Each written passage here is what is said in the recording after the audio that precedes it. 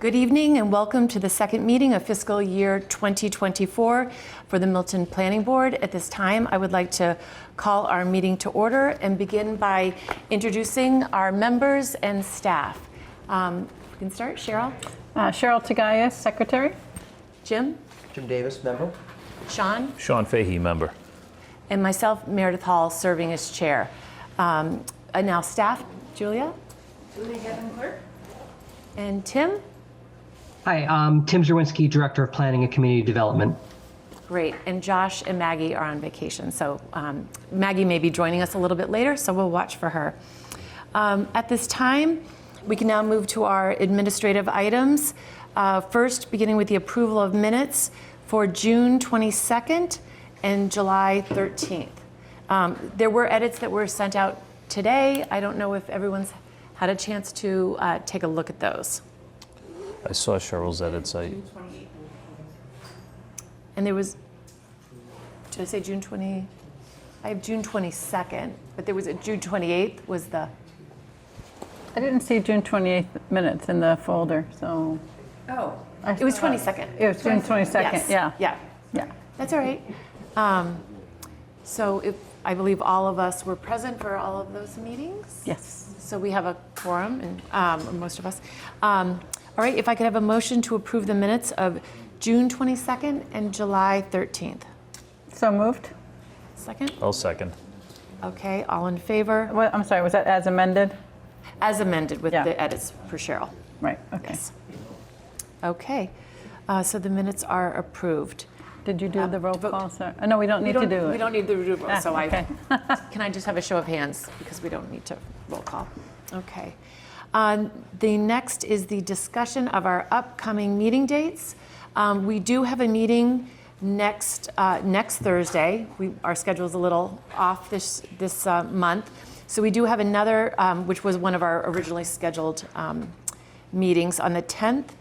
And then we have a public forum, which Tim will speak more about, that will be on the MBTA communities rezoning, overlay zoning. That is scheduled for August 14th, and there'll be, again, more details on that. And then we have our regular scheduled meeting on August 24th. Are those dates all good for everyone? Mm-hmm. Okay, great. So with that, we can move to our staff update. And Tim? Thank you, Meredith. Couple things, a few upcoming applications that I just wanted to make the board aware of, and we can kind of talk about how we want to schedule those.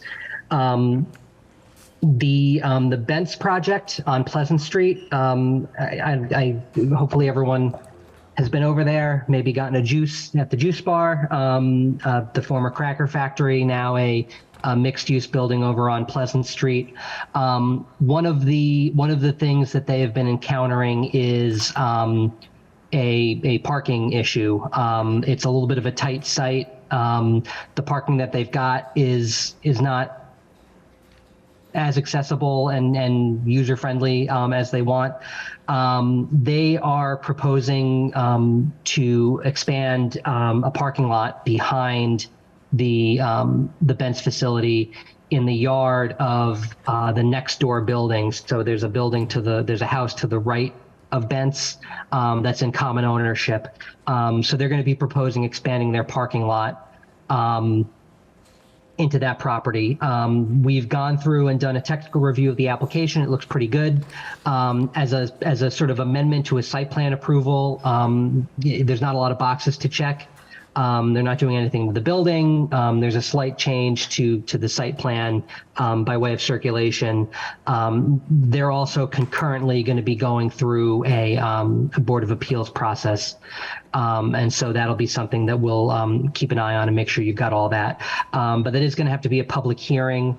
I told the applicant that, at least the first two meetings in August are looking a little, we want to have some room to talk about some other things. So, whether the board wants to take that up on the 24th or the first meeting in September, I think there's time to get a public hearing advertised for that. So it's up to you all. Okay, great. All right, we can think about that depending on how this evening and maybe things go on the 10th. The one thing I would say about Tim, if there is, as I recall, there was a lot of involvement from the neighbors and sort of some negotiations and input that was well received and in collaboration with the neighbors for that project. And so I would hope that there would be notification of those neighbors, just. Yeah, as an amendment to a site plan approval, that'll have to be noticed to all of the abutters. And in the meantime, I'll talk to the applicant and just make sure that they've been talking to folks. But at the very least, everyone within 300 feet is going to get a letter in the mail. So all of those folks will be well aware of when that hearing's taking place. The other thing that's coming up, and this one should be a little bit easier, and I'm hoping we can just kind of bang it out next week, is on Central Ave. Now I forget the addresses, but the Central Ave dry cleaner and then the auto body shop next door, right at Central Ave station. You may not be aware, but that's actually one parcel. That's two businesses on one lot. The owner of that lot is interested in subdividing and effectively putting each of those businesses on their own parcel. So that would be an A&R application. I've taken a look at it. It's all looks all to be in order, but that'll be something the board needs to approve. It's very straightforward. I think we can probably get it on the agenda next week and have it done in short order. But that's coming down the pike. I'll want Josh to kind of touch on some more of this next week, but I just wanted to kind of let you know about, stuff that's going on down at Milton Landing. You are probably aware that we have been engaging with an engineering firm to do a feasibility study on doing some dredging in the Neponset River, basically from Milton Landing down to the Neponset Bridge, to allow for more accessible travel of kind of larger watercraft during low tide conditions. If you've ever been, down to the landing recently, and by recently I mean even in the past few years, at low tide, it's mud flats. And so we got a Seaport Economic Council grant for $75,000 to do a feasibility study, working with our partners in the city of Quincy and city of Boston. One thing that our feasibility study surfaced was that some of the same hazardous materials that are making the lower Neponset River the subject to the EPA Superfund program are also found on the other side of the Baker Dam. The study area for the Superfund project is basically the Baker Dam upstream to the confluence of Mother Brook and the Neponset River. You can probably imagine that over the course of decades, some of those materials seep over the dam and kind of flow downstream. The implication of that is, a normal dredging project, you would sort of dredge up this material and you'd find somewhere to put it. You could sort of use it as fill. You can put it on the banks. You could dispose of it in other sort of ways. Once you get a certain percentage of, hazardous materials, PCBs, chromium, your options for cleanup and disposal become much more limited and much kind of more stringent. And so what we thought may be $1 million to $2 million, couple $1 million project, pretty big, but not unreasonable, has ballooned into a $25 to $35 million, project. And so we are in the process of doing a lot of things, continuing to work with our engineer.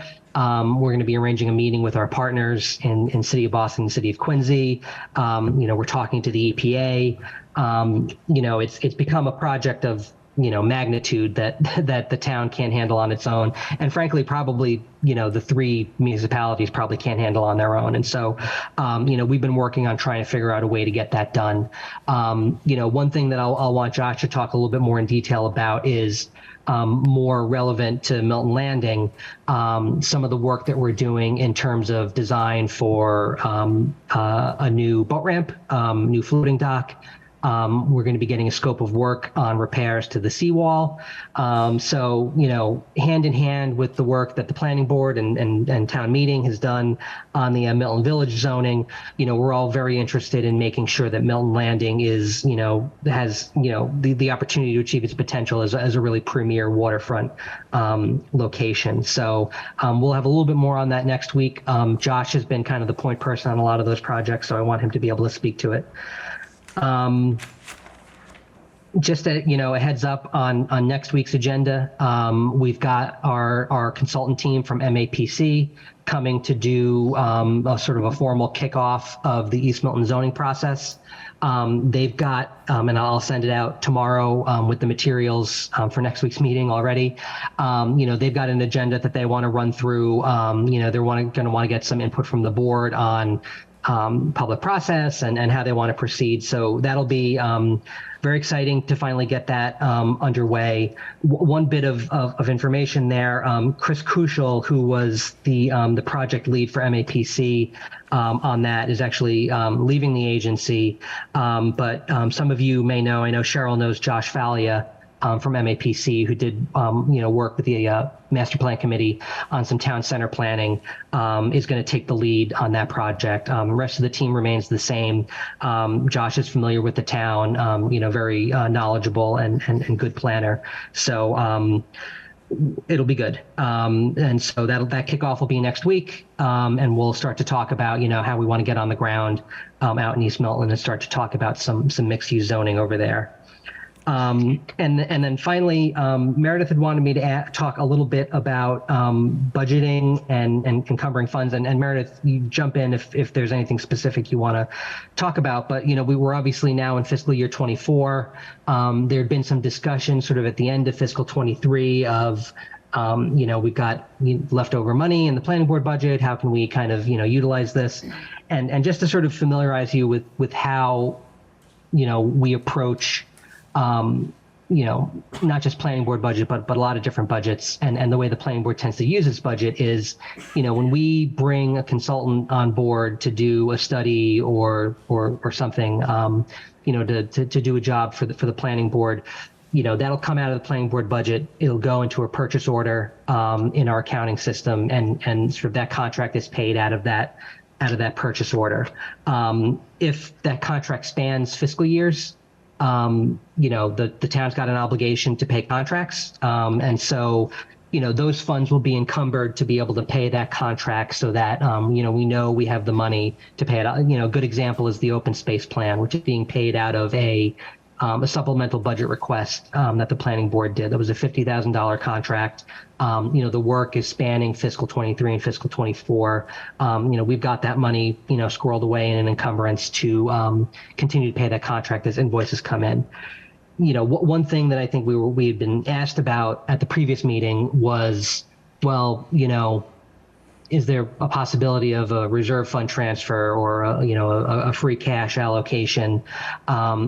Since we know the planning board is going to be putting X number of dollars into free cash, because we had money left over at the end of the fiscal year, can we sort of, request, Y amount of cash out of a reserve fund transfer or free cash allocation? I talked to the town administrator about that, talked to the town accountant. It's really not something that the town is inclined to do. Free cash especially, is subject to a certification by the Division of Local Services in the Department of Revenue. So, this is why, when the town's putting its budget together, that sort of certification of the free cash from the previous fiscal year is kind of like a really important milestone. We can sort of make our best educated guess about what the certified free cash number is going to be, but until we know from the state what it is, you really can't kind of trade on that number. And that's why that kind of winds up being a sort of a revenue source that gets appropriated at the following town meeting. Ditto for a reserve fund transfer, because that planning board, excess money is not necessarily going into the reserve fund. It's just not something that the town is sort of interested in doing. And you can imagine why, if every department said, hey, we've got extra money at the end of the year, we want to kind of use it for something else, it would really start to you're doing accounting for fiscal 24, and also you're still doing accounting for fiscal 23. So, the budget is what the budget is. If a contract is signed using funds from this fiscal year, those funds will be attached to that project. But, it really is sort of incumbent upon the department or the board or whoever it is to, go out and spend that money in the fiscal year for which it was, appropriated. And so that's why it's really important to start to think, ahead of what do we anticipate our budget priorities are going to be? Try to spend that money early so that we're not kind of left in a position. I've done, there's been instances where, I've gone out and chased some grant money, that kind of supplants planning board or MPIC budget. And so, I always like to get the free money, but sometimes it means that, you're wound up with budget at the end of the year that there's not much to do with. But so that's that. I don't know if anyone had any other questions about that. I've kind of reached the end of my rope in terms of my knowledge of how this works. So if there are other more specific questions, I can certainly bring them back to the town administrator and the town accountant so that the planning board has a good idea of how to manage its budget. Tim, just in terms of a practice for us all, for you and Josh and the board, could we at least once a month review our budget and what we have remaining to allocate and keep a list of areas where it could be spent? It seems, I think if we create the discipline in doing that monthly, we'll probably be more responsible to utilizing it. I agree. I think that's a fantastic idea. Happy to do it.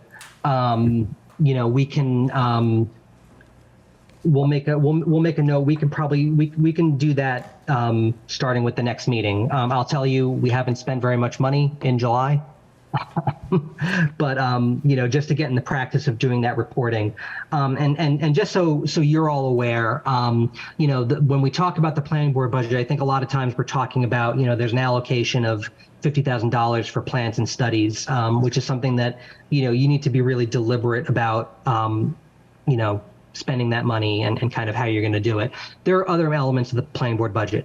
Julia's salary comes out of the planning board budget, for instance. So there's nothing to do with that. That's she's got a contract that gets paid that. We have a office supplies budget. So pens and paper and folders, as we need those, if you need a pen, we can get you one for planning board business if you want it. But that tends to be sort of how the department and the office kind of operates. You're probably familiar with our training and education budget. Julia will send out notices from Citizens Planner Training Collaborative on different training opportunities. Sometimes other opportunities come up. If anyone signs up for those come out of our training budget that we have for you all. Everyone is a member of the American Planning Association. Hopefully you're getting your planning magazine. There are other kind of opportunities that come with that. We have a budget for that. And so that's one thing where I've tried to, those allocations have tended to be level every year, and it tends to work out. Sometimes there's a little extra money in the postage budget. Sometimes there's extra money in the office supplies budget. But I think especially as it relates to training, for instance, there could be an opportunity to, move some money around, maybe a couple $100 less in office supplies and more in training. So I think, walking through that budget, is going to be a good idea. We've kind of done it and it's kind of worked. And I think there hasn't been too many questions or demands about it, but also absolutely kind of crack those books open and give you guys a better understanding of what we're up to and how your budget's being used. Delighted to do that. So we'll get that for next meeting if that's what you all are interested in, or we can do it whenever you need. Update on that. Can I just add a comment? I want at the top of that list, I'd like to see the zoning, whether we do it in two pieces to get the legal components that general code identified, and then the next phase maybe would be with the attorney that Tim spoke to, where that rewrite could be, and then again, that rewrite is really to make it more user-friendly and clearer to use. I've been working with that, looking at that code actually this week quite a bit, and It is very confusing the way it's organized. But in any case, As soon as. if we could have it two-tiered, like first general code and then the attorney, I think we should, if we can get a proposal so that even if, I mean, I know it's in the minutes, 30 to 50,000, that's a pretty big range. So if we could say, first phase is 10, second phase is 30, or something like that. And then I'd like to get a sense of how far we're going to get with the MBTA consultants and whether there's additional grants or whether we should reserve some money this year for additional consulting work on that. Yeah, I think that's why we've sort of kept it fluid, because we weren't sure, and this was such an important year for consultants on that, so, yeah, I think those are. And then, so Tim, the MAPC work is mostly grant funded with the match from last fiscal year, right, from the MPIC? Correct. Okay, so that's already all set? Yep. Okay. Great. Terrific. Anything else, Tim? That was great. Thank you. I appreciate that update. That's all I got. Thank you. Okay, great. And so with that, we can now move to citizen speak. If there's anyone from the audience, we can invite you to come. Pete, please join us. Good evening. Good evening. Welcome. Hello. Pete Jackson. I live on Capon Street. After the last forum on the MBTA zoning, I sent a bunch of comments in. I hope you all received them and hopefully had a chance to read them. I watched the planning department update to the select board on that, which in essence was the same presentation as the forum, condensed a little bit and things like that. And sitting back and watching it, I had some observations that, seeing it for a second time and in a new format, there are a lot of things that struck me about it. The analysis seems to be, to date, basically shuffling of numbers to make some numbers work. How many lots, what size, how can we get them, things like that. And there seemed to be just a numbers game. I haven't heard anything about a discussion of the character of the neighborhoods that would be created. Recording in progress.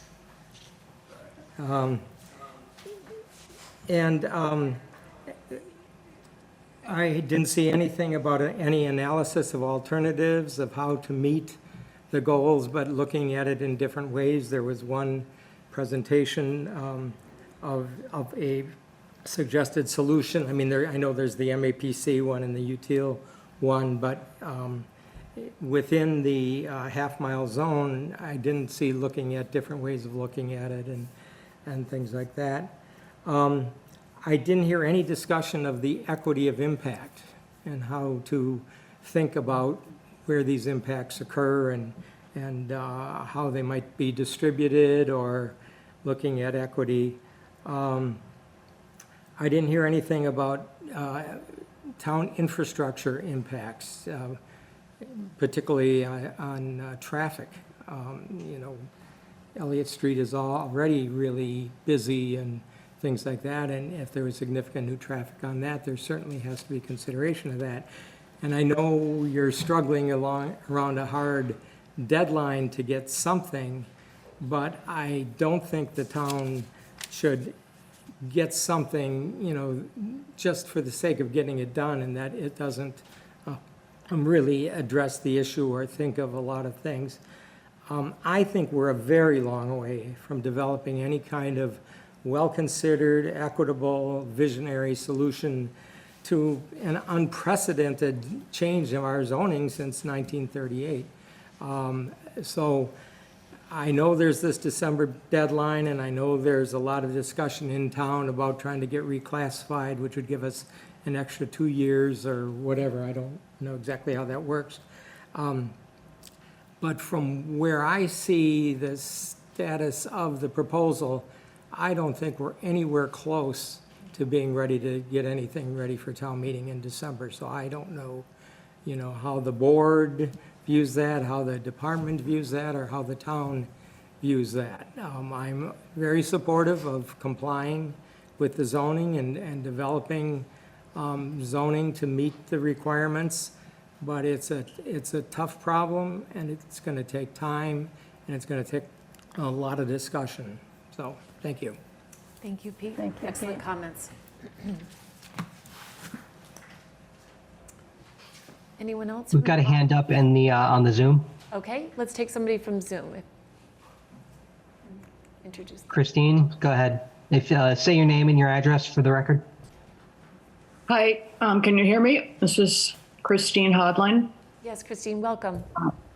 All right, thank you. I live at 112 Maple Street, and I'm here. I had just went through the agenda, and I saw that you're talking about some of the articles that are going to be discussed to come before the next town meeting, which I assume will be in December. But I have a question about one of the articles that I actually asked a question about after the May town meeting, which was the ADU article, which was referred back to the planning board for further work.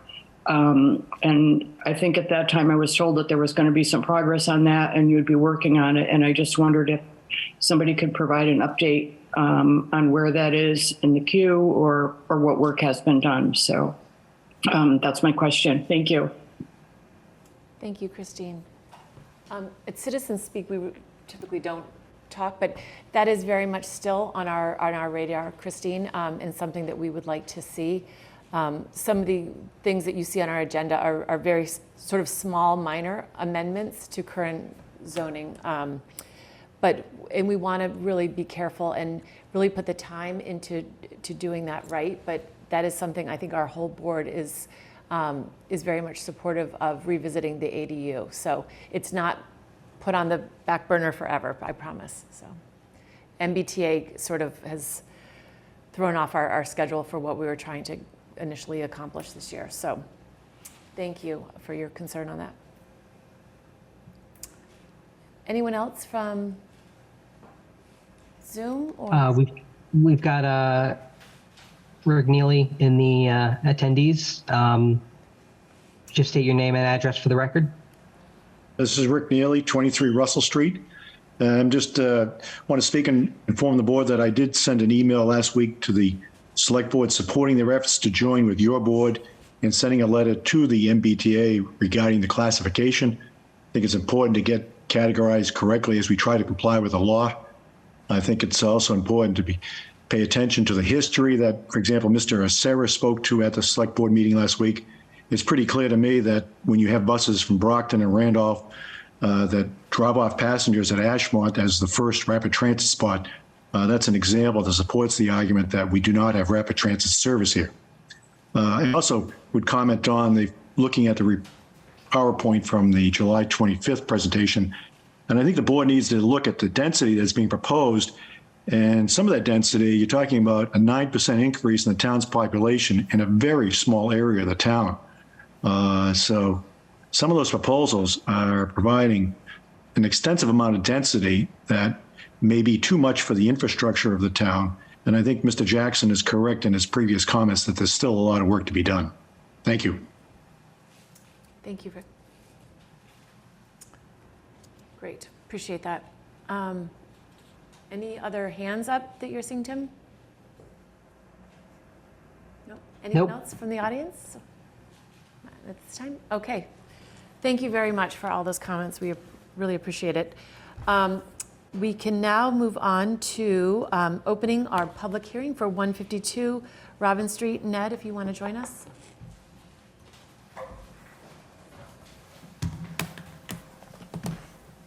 Thank you, and good evening. Ned Corcoran, counsel for the applicant, here with Brian Johnson, who is the personal representative of the applicant. Welcome back. And nice Ned, to meet can I interrupt you for just a moment, please? It looks like Maggie is in the attendees. I don't know if she wants to be promoted to a panelist. Thank you for catching that. Sorry about that. Sorry. Quite all right, happy to have her.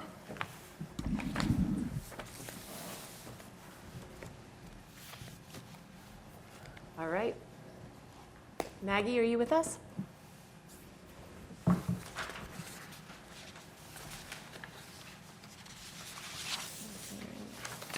There she is. Hi, thank you. Sir, apologies for being late. No problem. Thank you. Glad you can make it. All right, so go ahead. You can continue. Thanks. Thank you. So Ned Corcoran, and this is a continuation of a hearing I think started on July 13th. I was not present. I was on Zoom, not present. I know that Brian and our engineer were here. And there was a pretty robust discussion of the application and the proposal. There were some certain questions and issues that you asked us to come back with. There was an effort to schedule a site walk, which unfortunately has not been able to be scheduled, and we're certainly open to assisting the board should a site walk want to be held.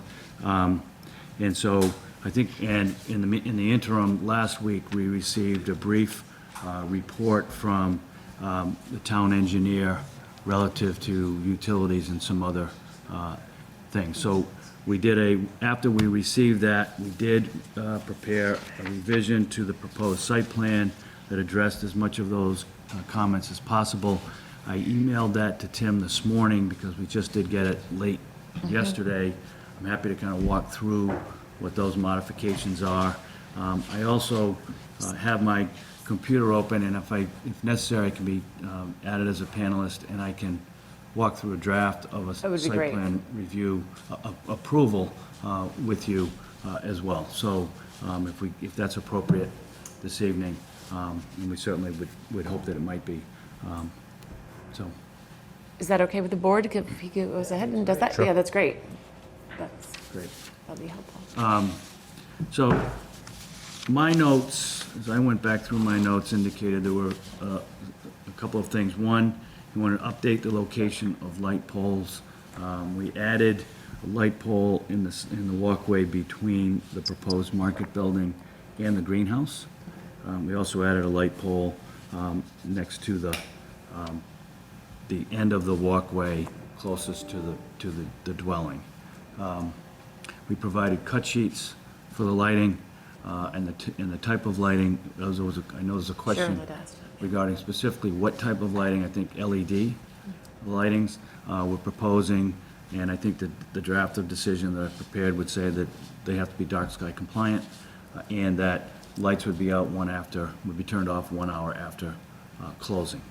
I know there's a question about work on the stone wall. We didn't prepare a separate plan relative to modifications of the stone wall at the driveway opening, but the plan is to simply take a sort of a rounded entry and turn it back more sharply to make the turn in and out easier, and simply using the same stone and the same material with the same style. And I make a note in the draft of the decision that's what would be done. We don't have a separate hand-drawn example of what the wall would look like, but it would be exactly the same. It would just be cutting it at a different angle. So Ned, that was a question. It's 18, the width of the driveway, if we could just have the dimensions of that when you go through it. What is the width of the driveway? Does that change?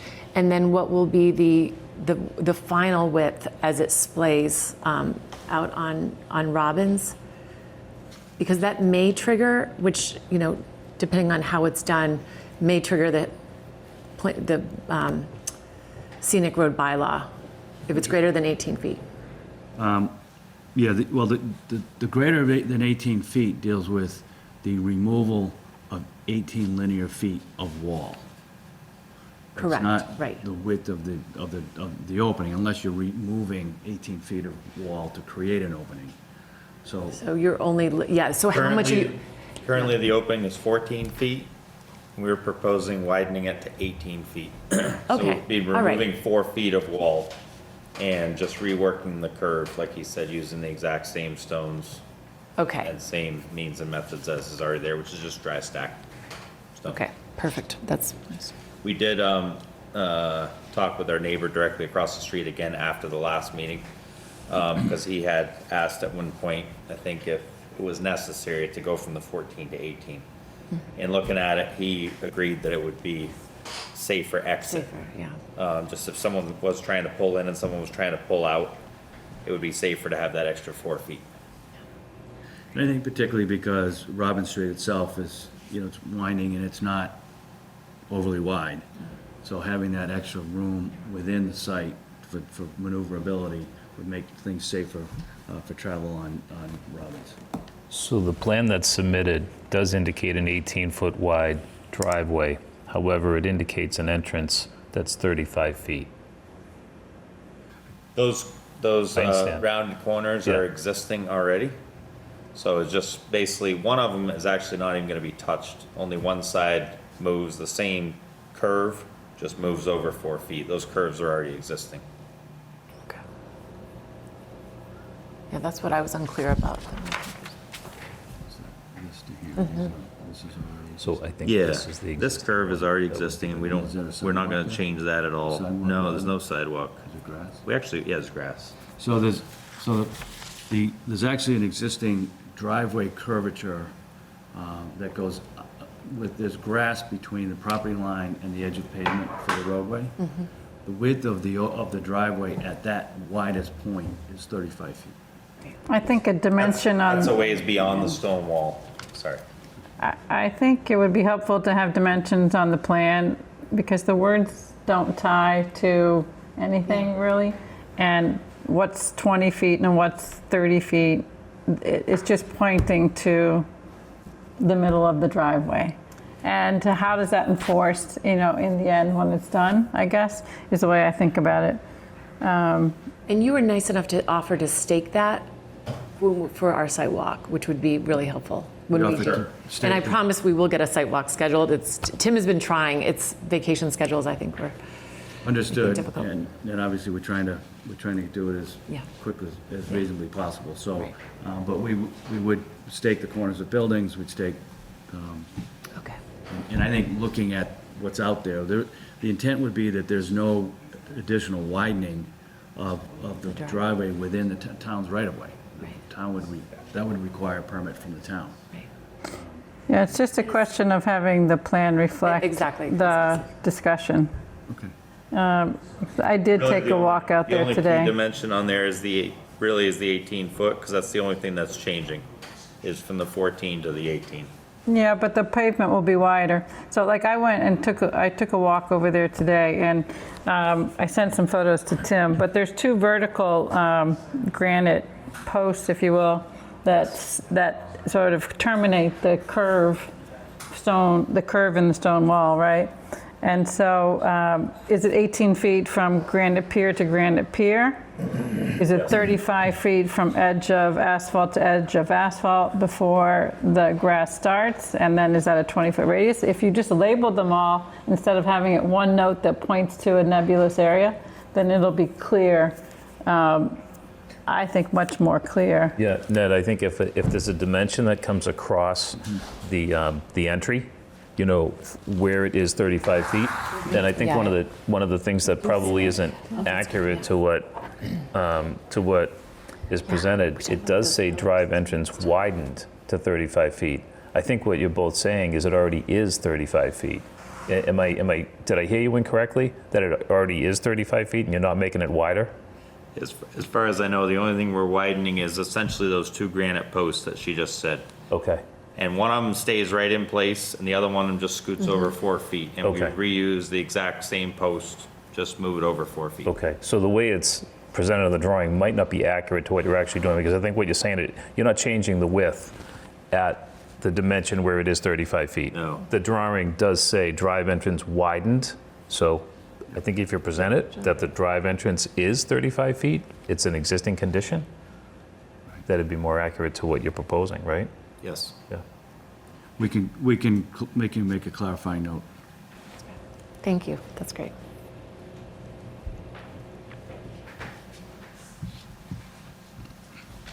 Can I ask Cheryl? I saw your photos that you took. Was there something you wanted to demonstrate from the photos? I wanted to have us bear in mind the piers, Yeah. but also I did want to talk about a feature. When Ned was done, I wanted to talk about this feature, which is a stone steps and how that relates to the site planning. Okay. But I thought Ned could run through first, Finish. and then I could talk about that. Okay. Tim No. has these photos. He's going to pop You them could up. probably share. Cheryl, I actually never got that email. I don't know if you are in a position to resend it. Yeah, why don't we did let send Ned them, but let continue? me try. Let's let Ned get through his, and then if you can I'll do see- that, see then what maybe by that happened, yeah. time, then Tim will have Okay, it. maybe the, Great. okay. I think there was a question about dimensions, height, materials for the building. I had provided in the original application, at least the dimensions, The height's in there as the well. height's in there. It's 28 feet tall, 1.5 story. The plan shows the square footage. It's 1 story, it's 1,120 square feet. Frame building with a deck outside. I think the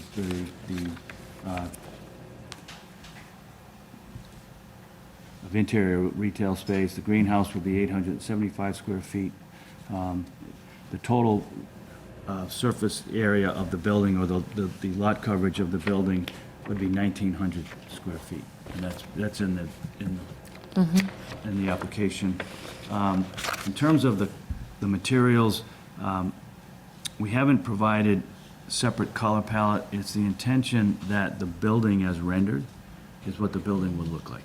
And it would be earth tone, either clapboard or other natural material with essentially earth tones. But the intent is that the rendering sort of defines what the building would look like.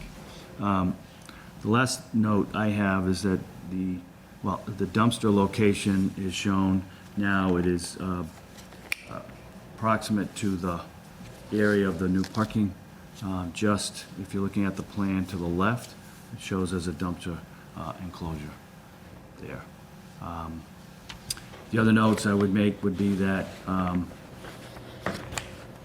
the town engineer makes note that we need a proposed stormwater management plan. I would indicate in the proposed decision that they would have to prepare and file a stormwater management plan for review and approval of the town engineer before any such work would be performed.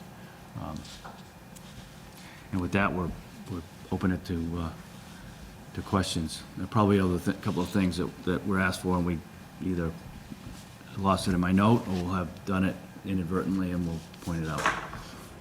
I have a comment about the light fixture. You want to, yep. Go. The light fixture information that you sent today didn't have a photometric, which is basically just showing the amount of light output and its distribution. I did see that it's optional to be dark sky compliant, so that would be something we'd ask for. But also, if it's LED lamps, color temperature is important, and the light output. So, because there's a number of these and they're fairly close together, you don't need probably a high lumen output. Yep. So, I was hoping to get a bit more information. Alternatively, we can condition it and put in those, but I would like to have a little time to think about and research what the right numbers would be for that. I think in terms of the temperature, probably like 2,700. 2,700 is what Kelvin, we're yeah. Yeah, so, if, so that's my comment about the lighting. But I did take a walk over today since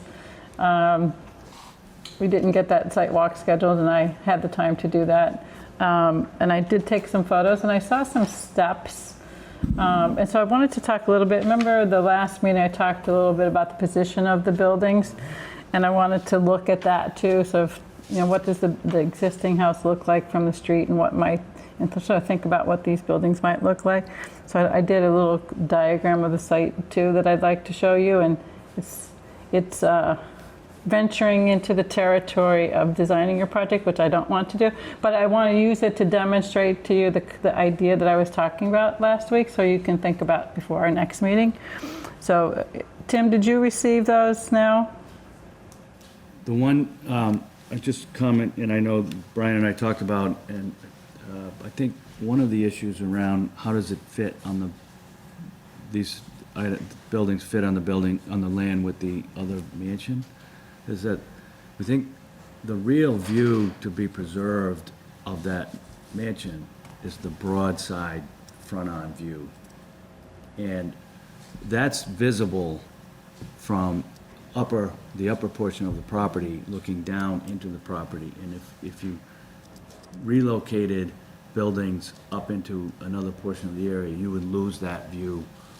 I think if we look at, That's a concern. I just wanted to see if Tim has that diagram, because the greenhouse itself is in the line of vision, and so maybe it needs to be more deliberate, like it's intended to be. I kind of was thinking about it like a gentleman's farm kind of setup, you might think of that you might find in Virginia or Bucks County, Pennsylvania or something, where there's a nice main house, but then there's other buildings. And Are you looking for the diagram or the photos? well, Cheryl? let's do the photos first and then the diagram.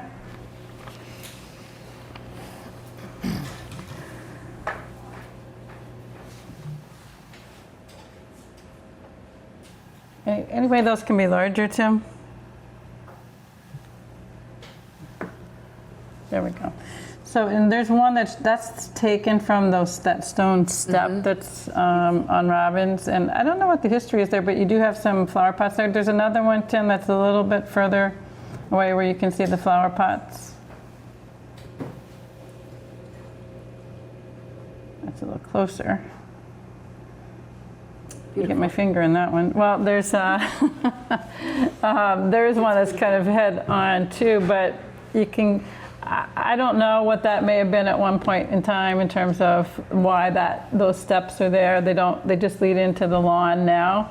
And I did notice that, there you go, so it does kind of bring you to, in essence, where the greenhouse is going to be. So if we think about the things that are already there, the way the house is oriented towards the lawn, and then you have these steps, and then you're introducing a couple of new features. What's the organizational relationship? So now, Tim, if you could go to that diagram or that sketch, which is just a little overlay over the existing, and if you could zoom in to where that arrow is in the middle. So you can see where I highlighted or circled where north is. So this house is oriented north, dead on to north, and south is below it. And so that arrow on the middle is where those steps are, and that's that view corridor. So if you thought about that view corridor in relationship to the greenhouse, and I just did it this way, so okay, if you have you can see the house, maybe you have something where you're actually seeing into your planting beds, which are on the south side. And then if you just have the geometry oriented in a similar way as the house. I think to me, it kind of makes sense with the way that house has such presence in that northerly direction, that the other structures could too. And it doesn't have to be in exactly these positions. But it's just rotating them. It's where they are now, rotating them a bit. And so maybe that's something that you could, when you stake it out, that could be kind of looked at. So yeah, and still allowing the sun, because obviously you were I think you were looking at, for the greenhouse purposes, getting direct sunlight on those, but that sounds like that's achievable. Well, this is a true north-south orientation the way it is here, because the house is in a true north-south orientation. So in this case, in the case that it is on the underlying plan that was provided to us, it's not a true north-south orientation for the planting beds or the greenhouse. But anyway, it was something that I just wanted to point out. I want you to take a look at. Since you have time before it's staked out, the pieces are similar locations, but it's got the geometry kind of to think about with the existing. And to kind of think about those stone steps. Yeah. And when we see it staked, maybe that'll help too. And I did notice too that where the market was shaded this morning, at least at 9 a.m. And so that and is more hidden in the trees, whereas up where the greenhouse is more visible from Robbins Street for sure. So having that, have a comfortable relationship, since it's now in the front yard, basically, of that house, which has that sort of stately appearance or setting.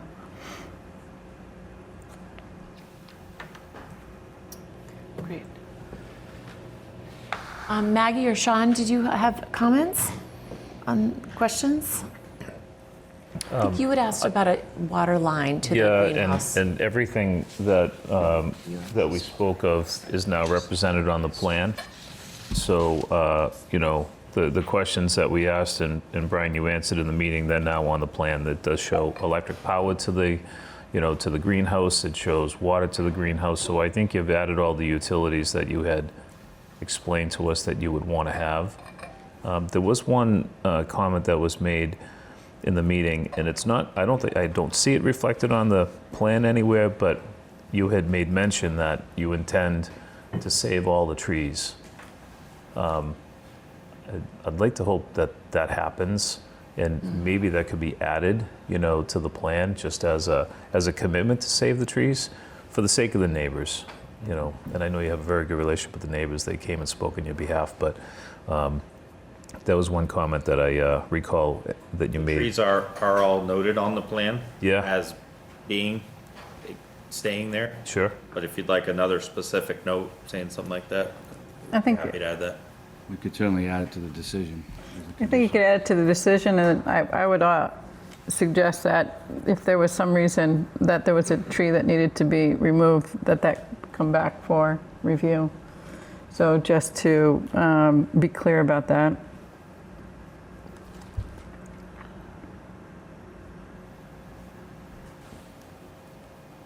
That's great. And Meredith, if you don't mind. Yeah, Maggie, go ahead. Can I- please. Yes.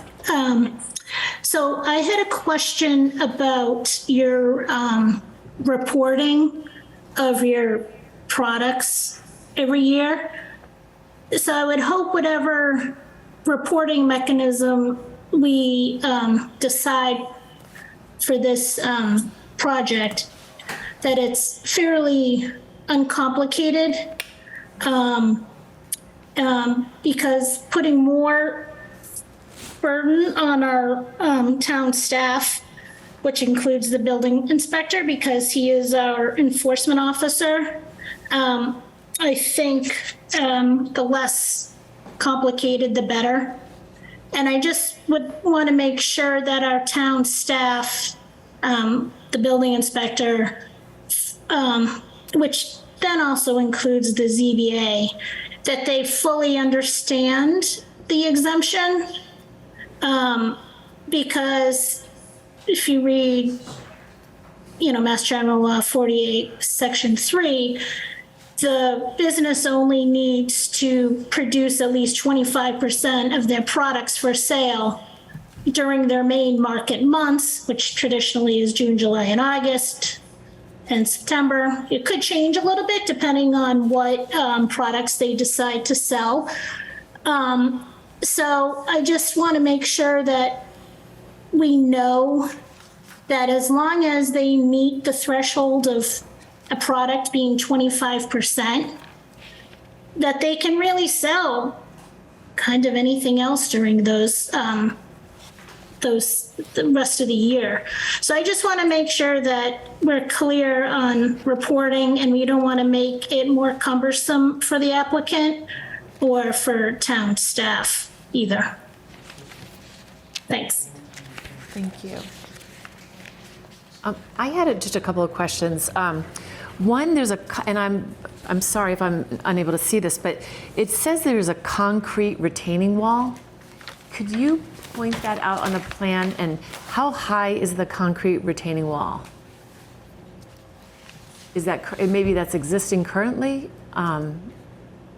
Where's the note here? It's on under the legend, it lists, under legend, it lists CRW, concrete retaining wall. And I couldn't see it, and it might be an existing, No, that's not. I don't, And I just would be curious to know how tall in the location. And if you I'm don't, not sure why that's even in the legend. It could just be a typical Typical thing in legend, the yeah. legend. Okay. From other projects from the engineer or something like Okay. that, because all right, that would be we're great if you not could just. proposing any concrete I- walls and it there's not doesn't. any there. It didn't seem to fit with what you're, No. anything else you're proposing.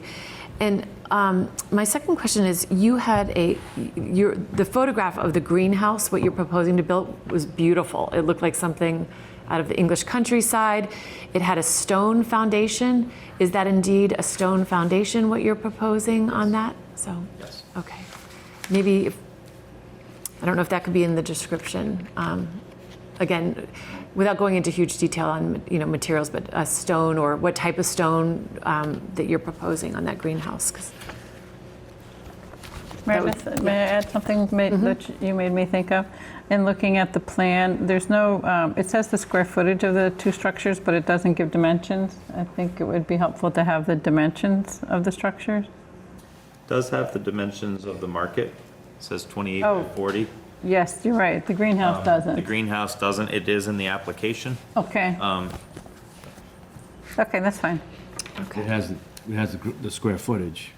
And it does have the dimensions in the application as well as the height. Okay, that's fine. Yeah, so the square footage is, and I had to blow this up to see it, Cheryl, because I couldn't see it either. But the greenhouse is 875 square feet, and the market is 1,120. So, 28 by 40 for the market, but, 25 by 35 is the greenhouse.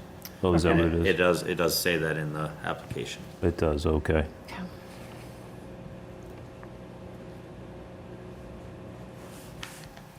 Well, it looks like a wonderful project. It's very tastefully designed. Any other questions? Oh, I guess the only other things too, I think we talked about hiding or burying utilities as much as possible, and I know there's a utility pole. Bringing the electric from the house, I don't know if you're bringing it directly off the street to the new market, or if you're bringing electricity from the house to the market. Yeah. If you could remind us just how those, are we going to have power lines, are they coming from where, or is there any way to bury those utilities? The utilities from the market would be coming from the existing service in the house, which is already large enough to service the That's market. what I thought you said. They Okay. would certainly be underground, Okay. which that's noted on the plan. Okay, We do hope in the project to eliminate that existing pole and put the existing service to the house also underground. That would be That's great. kind of separate from this project, Yeah. but we would like to do it, just, it would be much nicer. right, So we are in discussions with the power company about that. okay, But the proposed power for sure is underground. okay, great. So maybe we could add that as a condition that is done, so As far as the existing service going underground, I can't commit to that because we don't have, right. and like I from the said, that's utility. kind of separate from this Yeah, project. no, not that, but We the do connection hope to to the do new it. market. Yeah, But- that's great, I appreciate For that. sure, everything new would be underground. Okay, Is that on here? The electrical from the house to the market? Yes. That's the PW Proposed. proposed water. I thought he had it on there, maybe he doesn't. Power. yeah, I just saw the water, but I didn't, Yeah, I'm with you. Show PE. the water line. Obviously, you're gonna bring power in. I think he shows it from PE is what he intends to be proposed electric, and that shows going from the market to the greenhouse. You mean but it's- PW? No, PE and PW, they run parallel to each other. Line, line. Yeah. Okay, Proposed maybe he doesn't water. show it from the house to I the. just see But, W. Brian, I think he doesn't show it from the house to the market yet. Okay, so that should probably be put on the plan as well.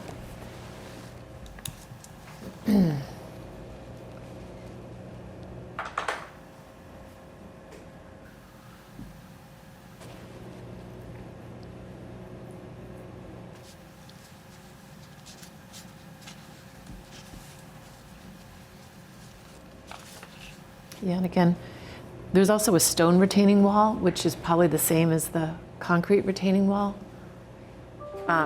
which maybe just was put into the legend, but is, Yeah. I don't think there's, I no- didn't see any retaining walls There's no here. retaining walls. Okay, all right.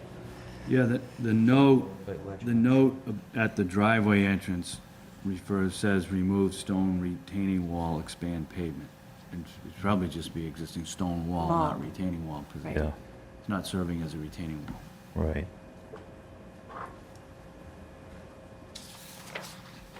This pushes back on the.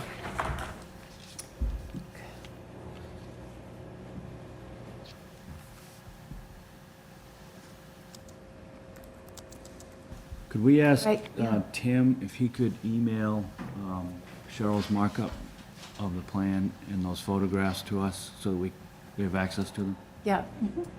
Tim, you can do that, right? Certainly. Okay, great. Thank you. And if everyone has not responded to Tim's site walk, we're being offered an opportunity to do it. I know not everyone might not be able to make it and may need to just pop over or walk by the street at some point, but Did another one go out? I'll send a fresh poll with new dates. It'll probably, want to be, a lot of the dates have Early passed evening. now, and so, yeah. yeah, early evening, Monday, Tuesday, Wednesday. Yeah. But keep an eye out for that tomorrow. Okay. Yeah, I'm looking at the application. I haven't found the dimensions listed on here. It does talk about the square footage. So again, it's just tying what. I could be mistaken. I've Yeah, looked at that's it. okay. It's just if we could add it either to the plan or to the narrative. I just think it's, maybe it's dotting the I and crossing the T, but it's useful to have. Sometimes somebody's just looking at the plan, and if it's nice if there as much information as legible can be included on the plan. So I've got specific comments relative to the plan. One would be to add the proposed electric from house to market, showing where that will be located. One is to add dimensions of the greenhouse.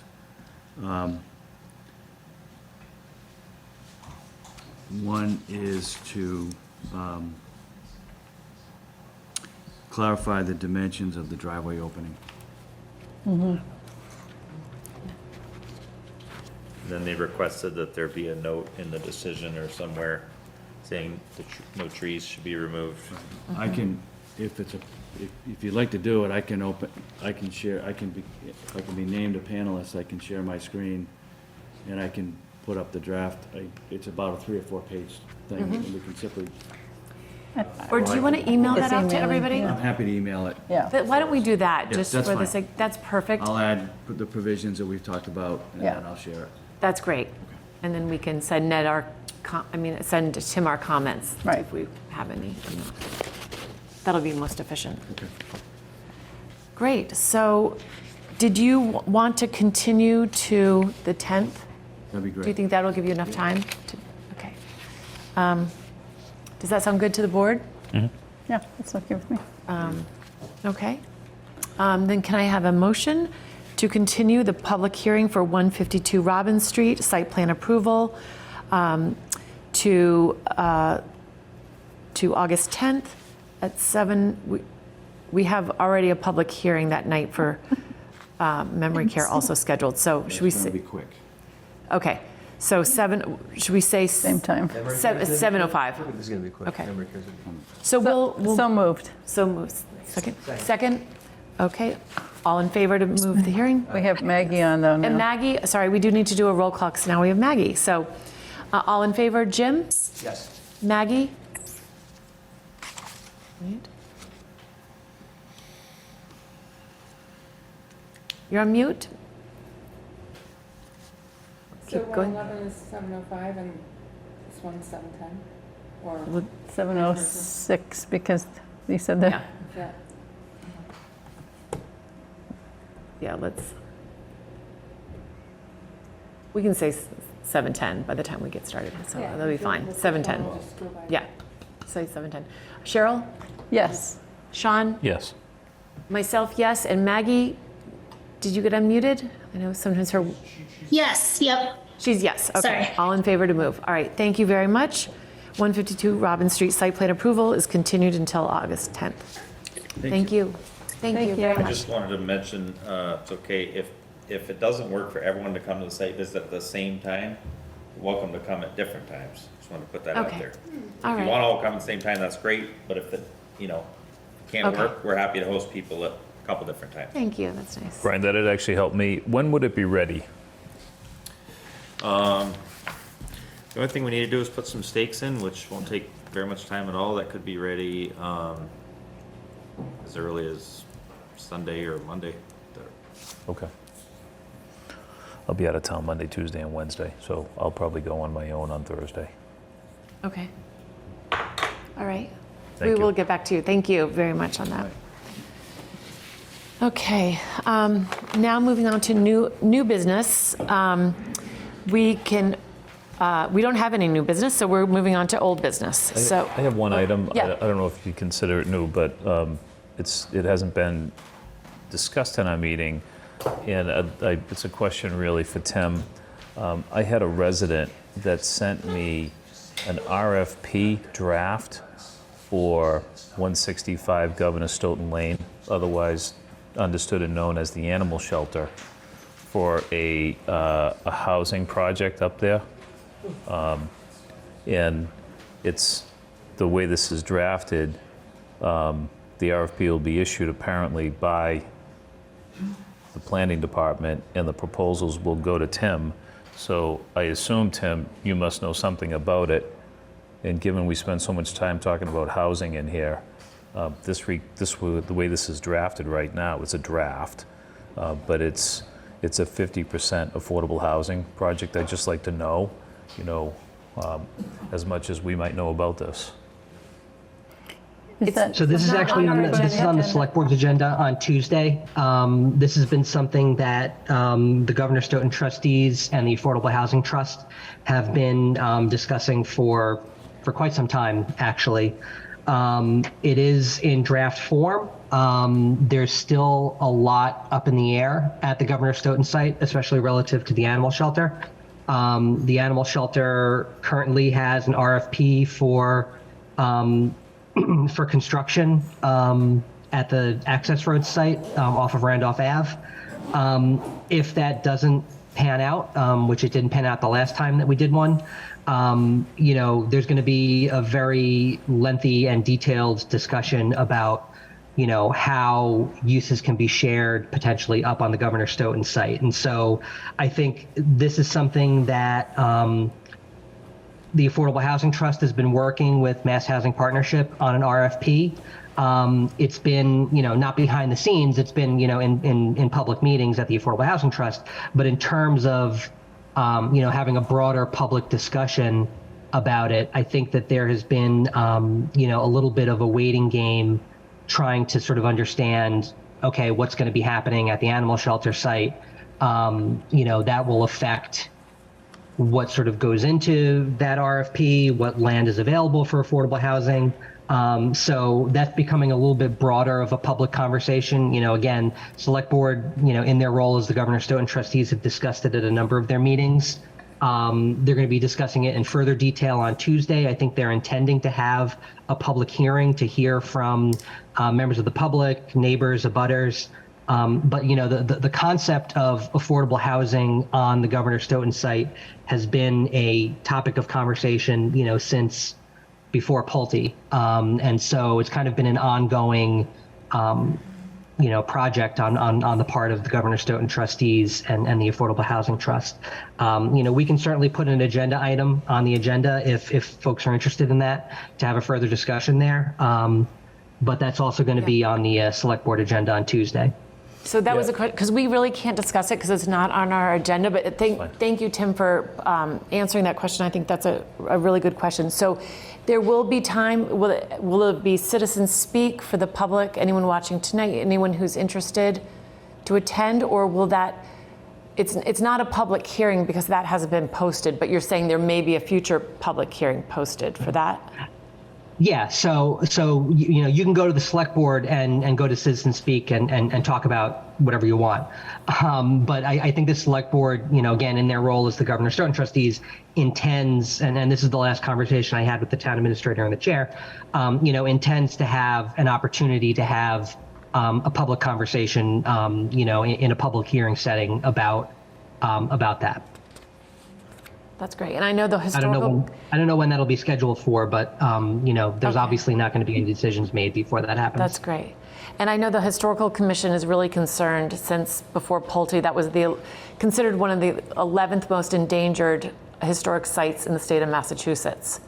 So just, and especially the pest house, which is one of the last pest houses, I think, in the country. It's really, and in very good condition. So I think, bringing as many opportunities for neighbors and people to be able to, look at what's happening up there is great. So Just as a procedural question, wouldn't something that big come before the planning board?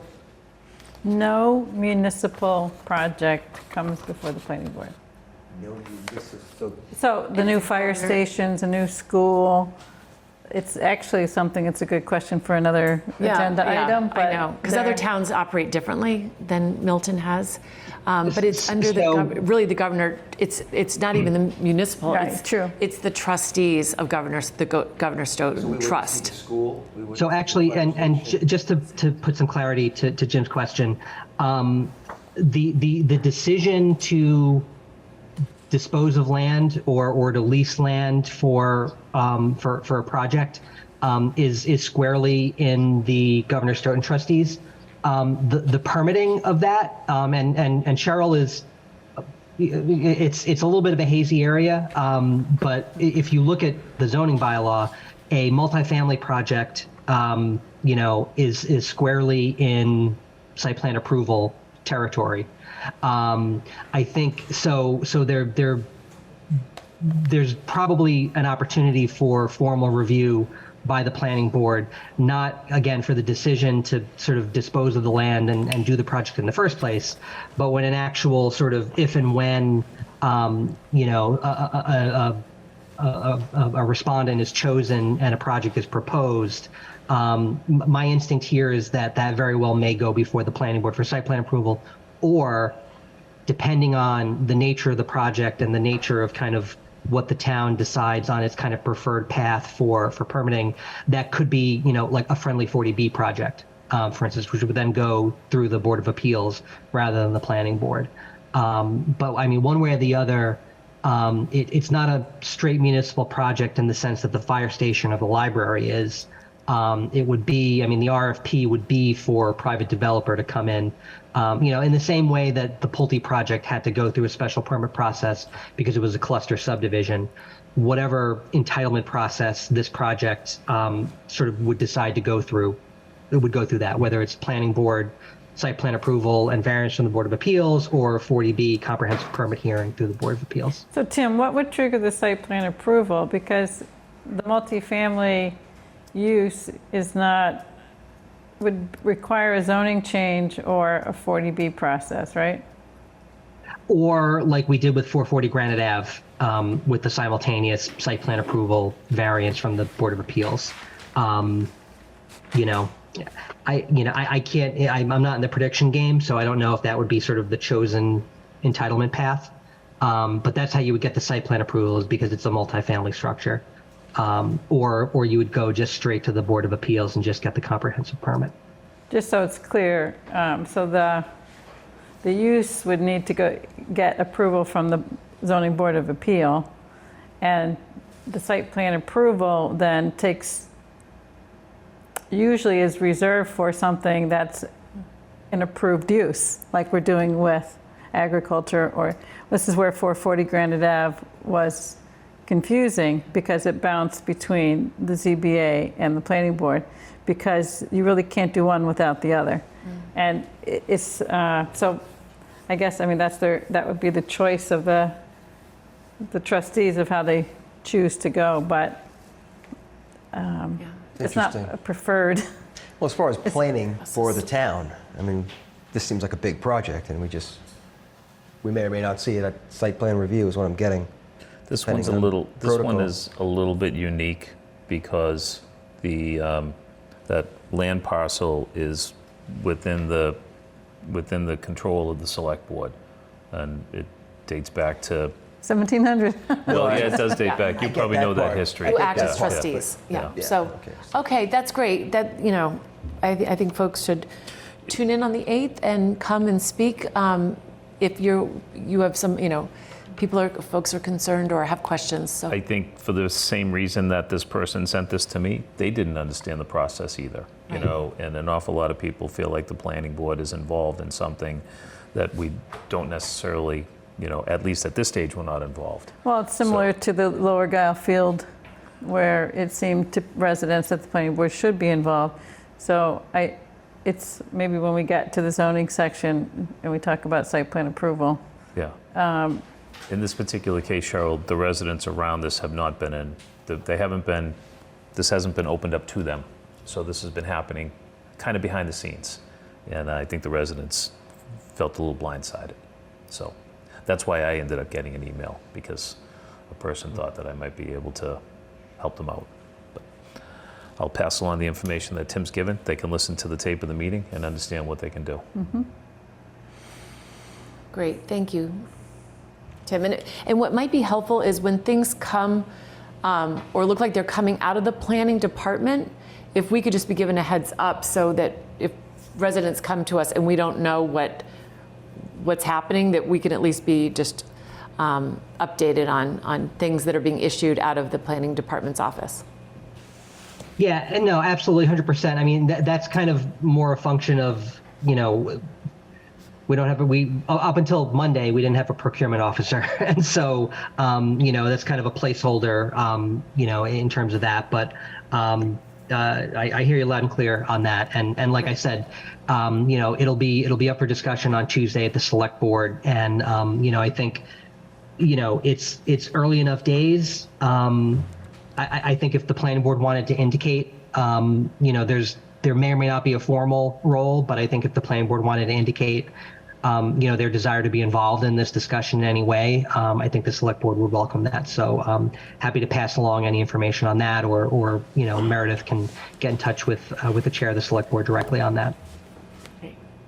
And just to follow up on that comment where anything that comes out of the planning department, to both Sean's point and Meredith's point, we do hear a lot of things from residents and town meeting members. So I know, Tim, you had just sent out a letter to all town meeting members about the MBTA mandate.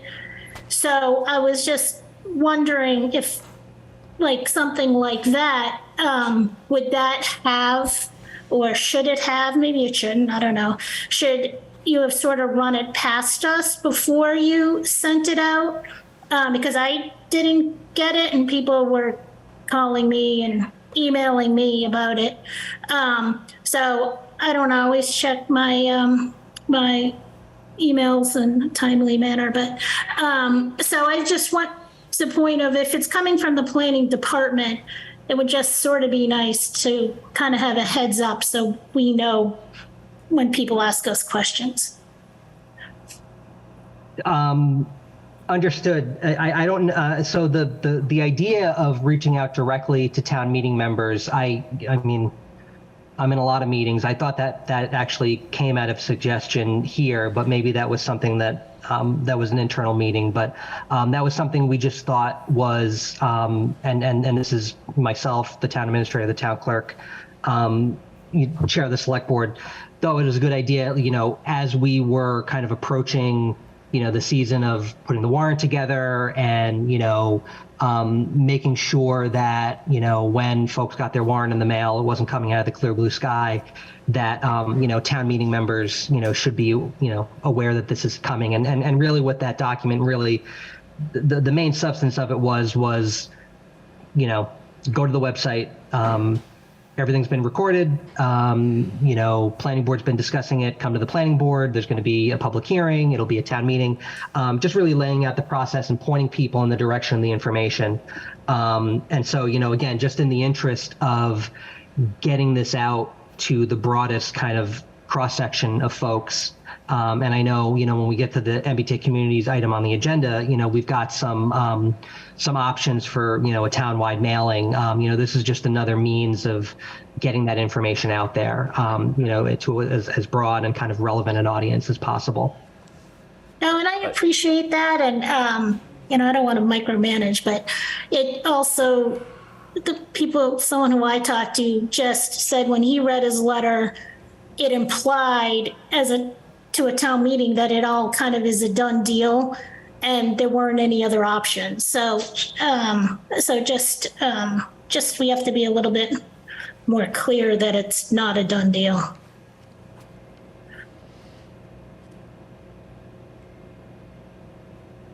I got the letter, and I didn't read it as a done deal in the letter, but It reads that way.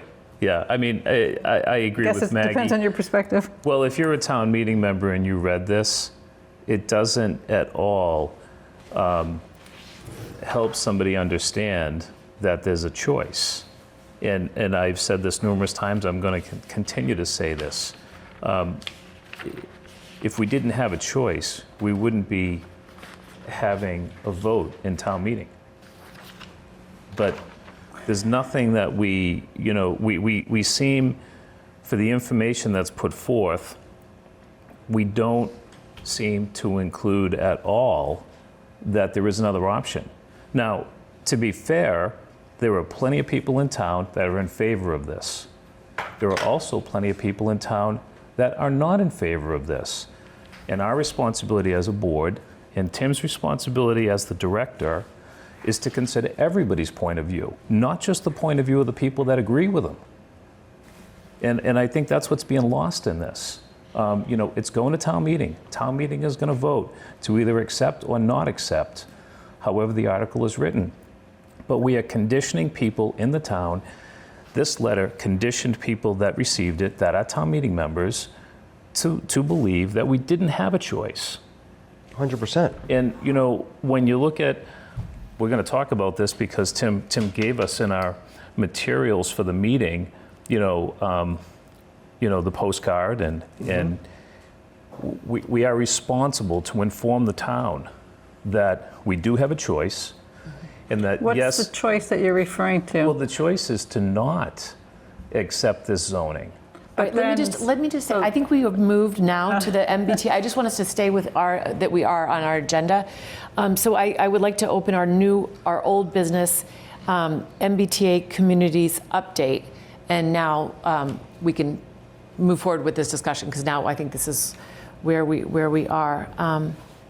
But sorry, I didn't mean to interrupt. I just wanted to tie it to our agenda. It's okay, thank you. So. We clearly have a choice. It's been outlined what happens if you don't put the zoning in place. There is funding. Well, no, aside from the classification, there is funding that we would no longer be a candidate to receive.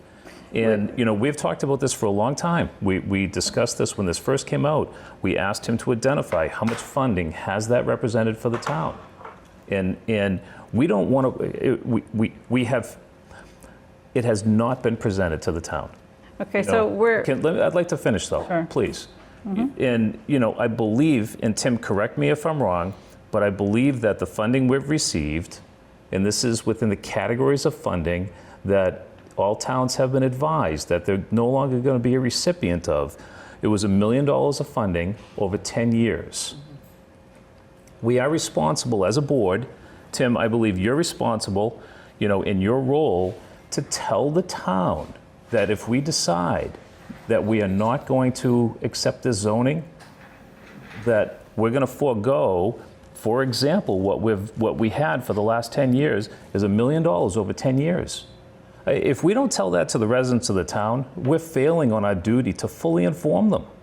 we also have to fully inform them that the governor and the attorney general have stated that their view is it's the law and that non-compliance is not an option. So why are we taking it to a vote? So Why are we taking it to a vote? it's the details that are going to the vote.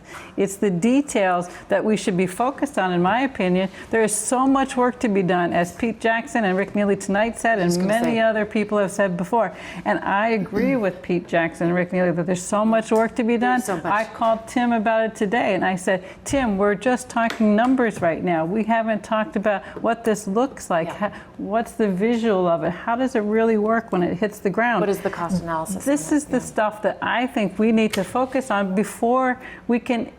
We're churning through consultant work and really just still pushing numbers. I absolutely 100% agree with that, and it is of concern to me. And I've spent some of my own time starting to look at how does this work? What does a 5,000 square foot lot look like on Capon Street? What does a 7,500 square foot lot look like? If it has a one family on it, is there room to add something? Is there room for open space? Is there room for parking?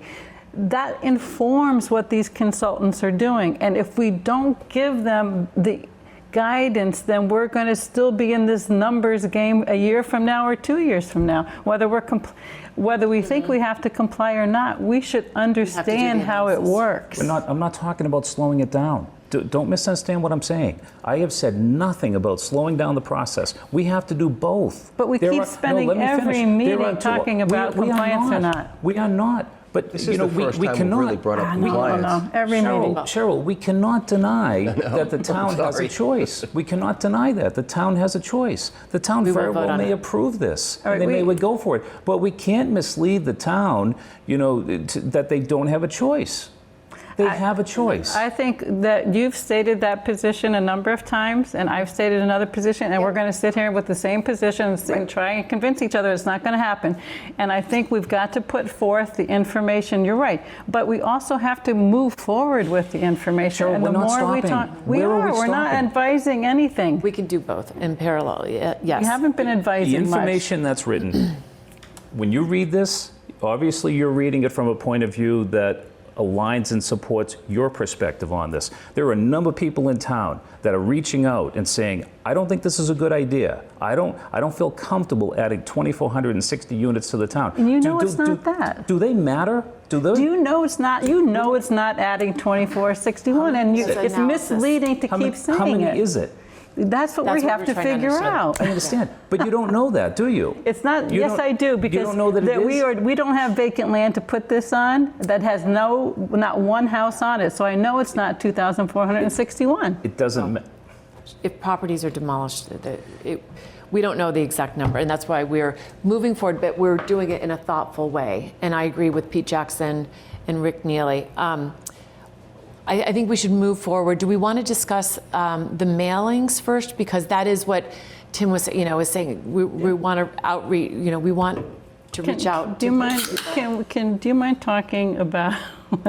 I know that you guys want to talk about this piece of it, but I really want to give guidance to UTIL and MAPC. Yes. So do we want to talk about the districts first? I would like to talk about the districts and talk about the suggestions that Pete Jackson made, because I think they were thoughtful.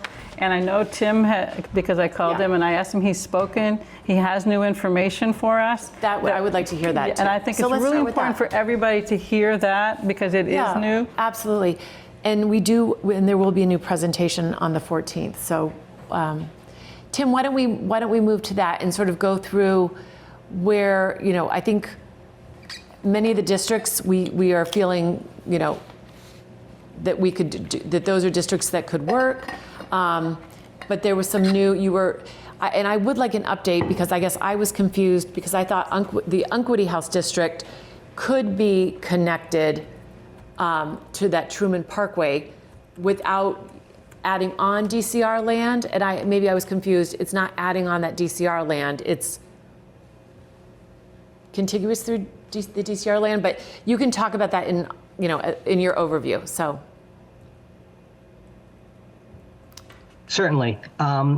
Before we go, though, and I appreciate Sean's passion on this. I don't happen to agree with them. The one thing I will say is that that letter was from me on my department letterhead. I stand behind every word. the planning board as a body, if it has a different opinion, is well within its rights as an elected body in this town to issue its own correspondence with its own opinions, to town meeting members. And I'm sure, if you discuss that with the town moderator and the town clerk, they would certainly be accommodating of that. But to get back to the matter at hand, there was a question when we had gotten the results of the sort of compliance testing from MAPC. They had tested a sub-district at Granite Ave, and I'll share my screen real quick so we can bring it up on the screen. That what we had wanted to do is, sorry, I'm trying to get my plus sign visible here. What we had wanted to do was take the State DPW yard, the American Legion Hall, and connect it to 2 Granite Ave, which are kind of generally in the same area, but not contiguous in the way that you would, consider parcels to be contiguous.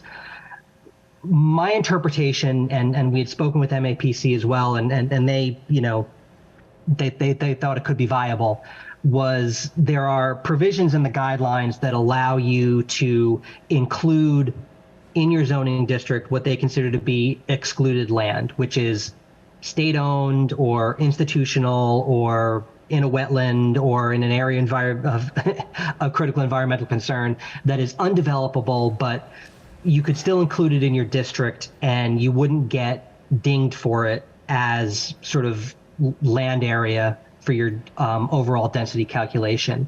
And so my interpretation of that kind of led me to believe that, okay, we can create a district that looks like this sort of purple lavender colored district that has 1, 2, 3 developable parcels connected by this marshland parcel, which is considered to be excluded land because it's state owned, wetlands, part of the deposit reservation, could never build on it.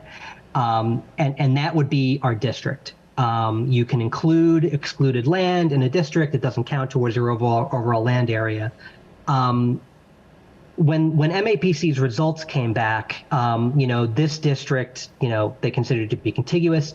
And for whatever reason, the model was giving a result that indicated that not only was this a valid district, but also that it had enough land area to represent 50% of all of the land area of the districts that they tested.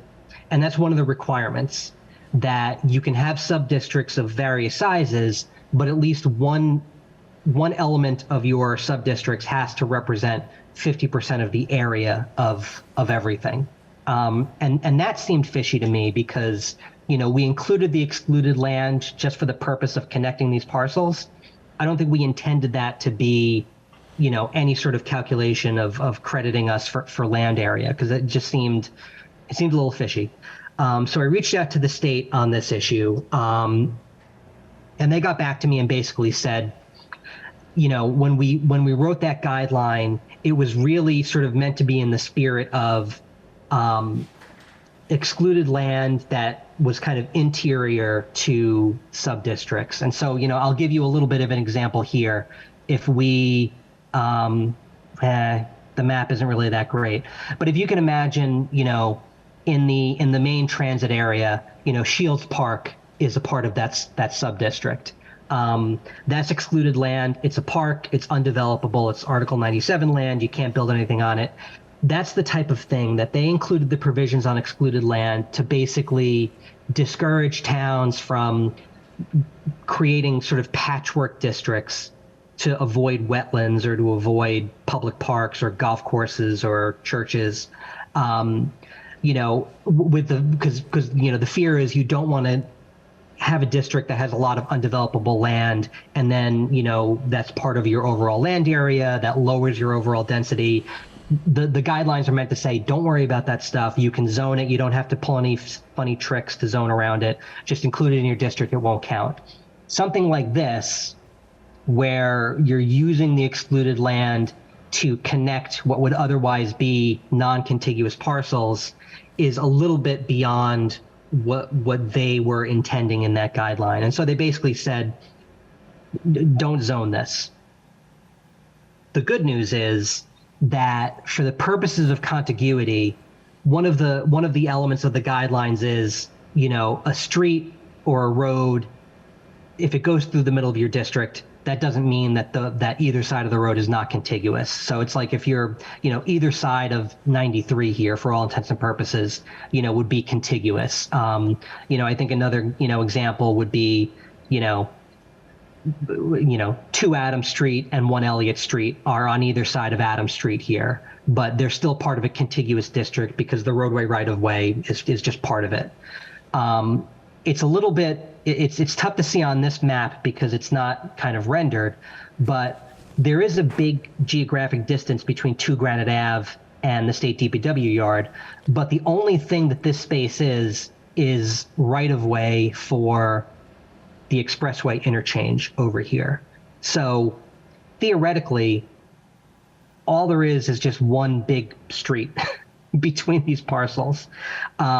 And so I put it to HLC that way. I said, like, look, we've got what we think could be a legitimate development site at 2 Granite Ave, and it is otherwise undevelopable, if you don't consider that to be contiguous with the state DPW yard over here. There's nothing between those 2 parcels except for highway right-of-way. And they basically said, okay, we agree, we don't want the unique geography over here to prevent you from zoning, a redevelopment site. So the upshot of all of this is this Granite Ave district remains. It's got 3 parcels in it, the Heritage Hall site, the state DPW yard, 2 Granite Ave. This bit is out. Any question about whether this is a huge contiguous district is out. It's not. It's just sort of the 3 parcels. To Meredith's point about, we'll get my inbox out of here. Sorry, gang. To Meredith's point about the paper mill site, that was something that kind of operated under the same principle of what we were doing with 2 Granite Ave. And that is basically, you've got Unquity House up here, and I'll try to highlight this. You've got the Unquity House parcel up here, which is not being highlighted for some reason. There we go. And you've got the Bay State paper site all the way down here, right? If we were allowed to, you could potentially create a zoning district that had, a necklace with 2 jewels on the end. The Bay State paper site down here, these are all DCR parcels connected to the Unquity House site.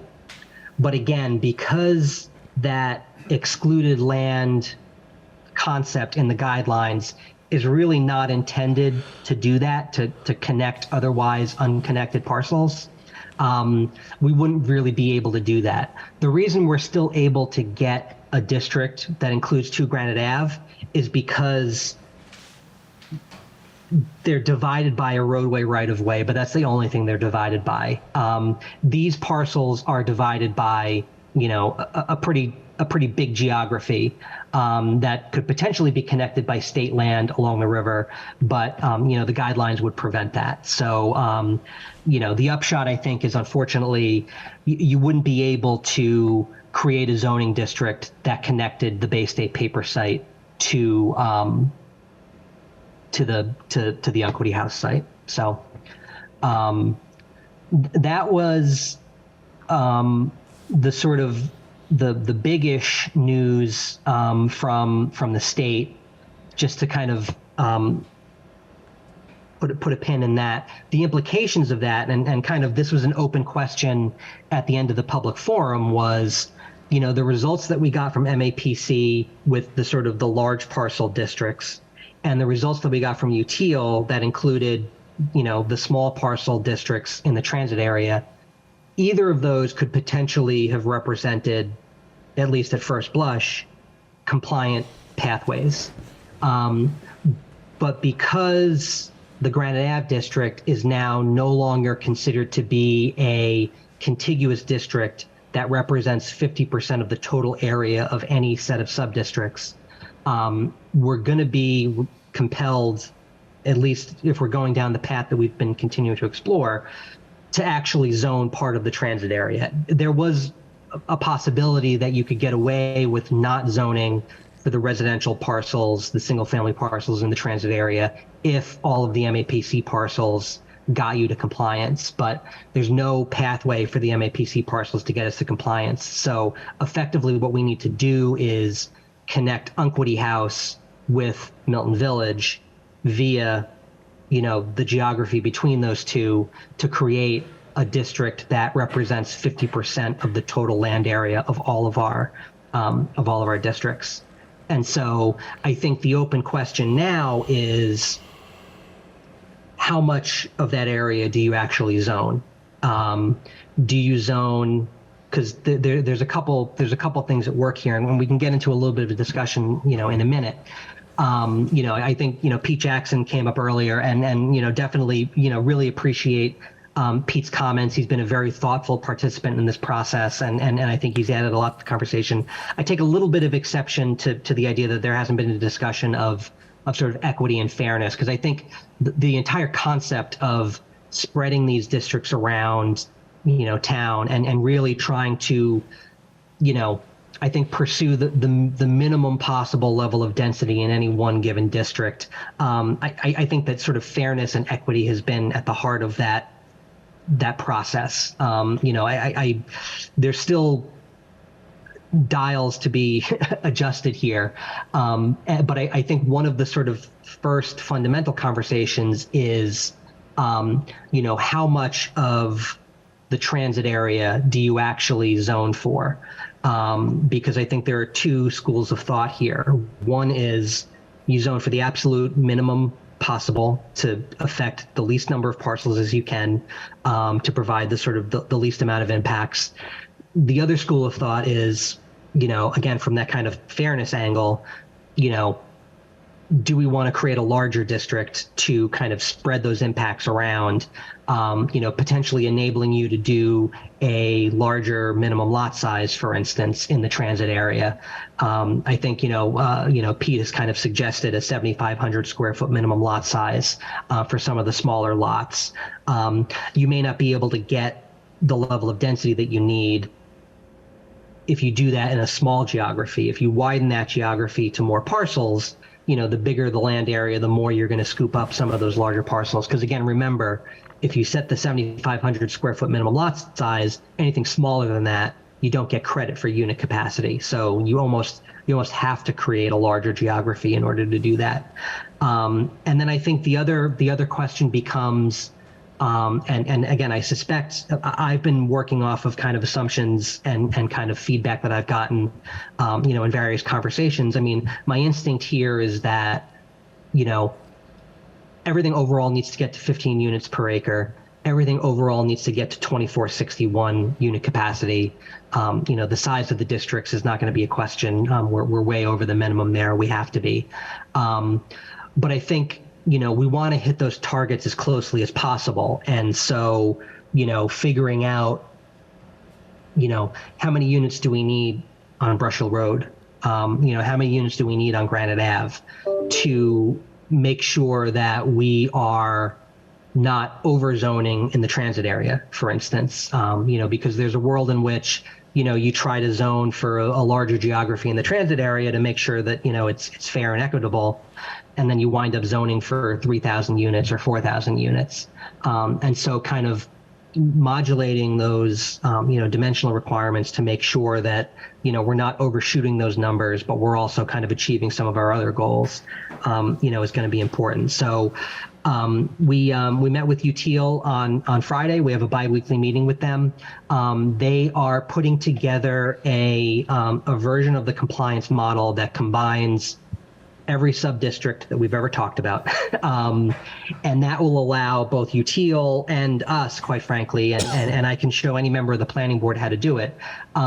It's, setting the geographies is difficult because it involves kind of coordination with GIS, but tinkering with the dimensional requirements, setbacks, height, minimum lot size, things like that is literally just changing values in a cell in an Excel spreadsheet. And so, that's one thing where we can really start to iterate, different possibilities. You said a 7,500 square foot minimum lot size. What does that mean?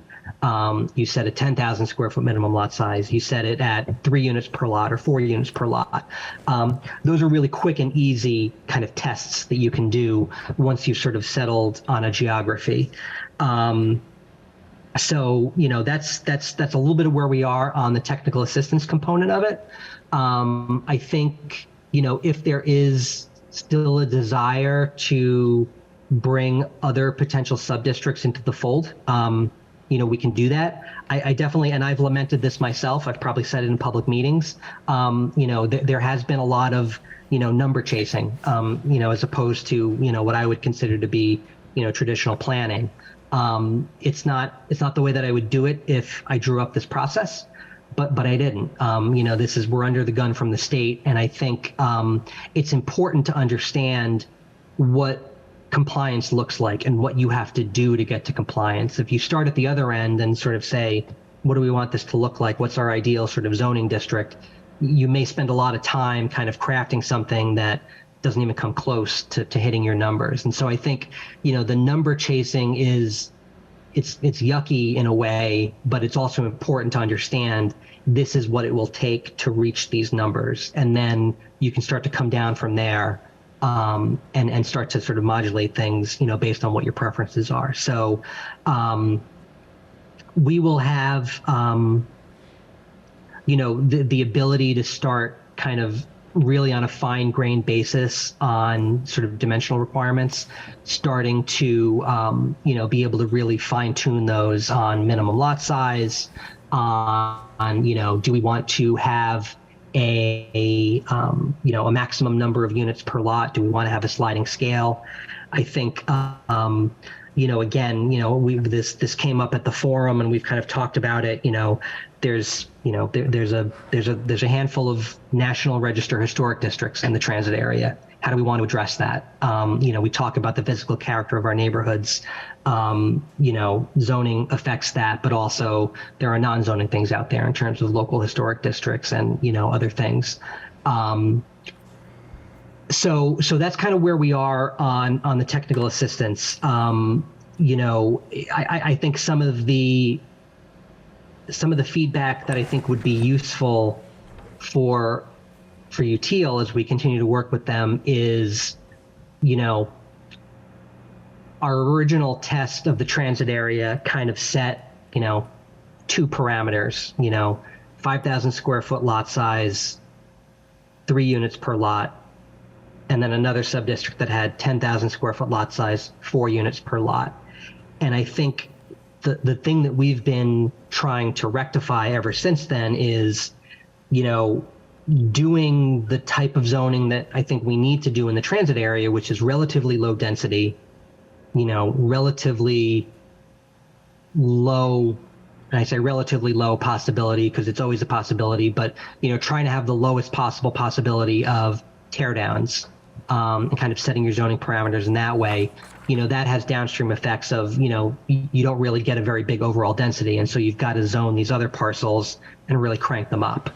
And so I think, figuring out what is the highest acceptable level of density on some of those larger parcels, Granite Ave, Unquity House, Milton Village, will have effects on our flexibility in the transit area. I think every one of these is potentially high impact, but again, because the transit area potentially has hundreds of parcels that are affected as opposed to a handful, I think we want to be extra careful in that area because that's the place where you have, and I said this at the forum, the least amount of predictability of what could potentially happen. If we zone Granite Ave, you can back into what those buildings are going to look like. There's only 3 parcels. You can figure it out. You zone hundreds of parcels in the transit area, it's much harder to game that out. And so I think that's the area where you want to have the strictest possible parameters and the lowest possible impacts as possible. So that's kind of where we are right now. Happy to hear some feedback on that, and any questions that we may want to bring back to UTIL. Again, our next scheduled meeting with them is on Friday. We're going to want to get them some feedback just on, do we want to expand, any areas? Do we want to test new areas? I think one thing, and I'll share one more quick, a quick thing from UTIL, and I've shared it before, but I think it's worth underscoring, is an exercise that they did, by which they identified parcels, the ones in purple and the ones in yellow, that, the purple parcels are undersized parcels. They're below 5,000 square feet. This is when we're still testing for a 5,000 square foot minimum lot size. The yellow parcels are greater than 25,000 square feet. And again, this is a time when we were testing, 4 units on a 10,000 square foot lot. So all of these parcels are a net drag on our overall density. And so the way that UTIL kind of address that is, they ghost them out here, and you sort of create a smaller transit area that just effectively doesn't zone for these parcels that aren't contributing to your kind of overall gross density. So I think the question, becomes, is this fair? Do we want to bring these parcels back in, or are we okay with what this looks like? Because, the other thing becomes, the way that UTIL was able to get to a compliant district in here was to create, effectively a sliding scale of, you get 3 units for every 5,000 square feet of parcel size, which when you've got small parcels over here, you're not going to get big buildings. But once you get into 10,000, 15,000, 20,000 square foot parcels, which there are a handful of, you start to get into a world where you may start to see teardowns. And so I think that's one thing where a firm decision on, we want to set a firm limit on number of units per lot, irrespective of what the size is a decision point, because, that affects your ability to get compliance here. You'll have to jack up the density elsewhere, which I think we have options for. There's plenty of density at Unquity House and Milton Village on Granite Ave. And in some of the other sub-districts. But I think that's a fundamental question of, is this the right move?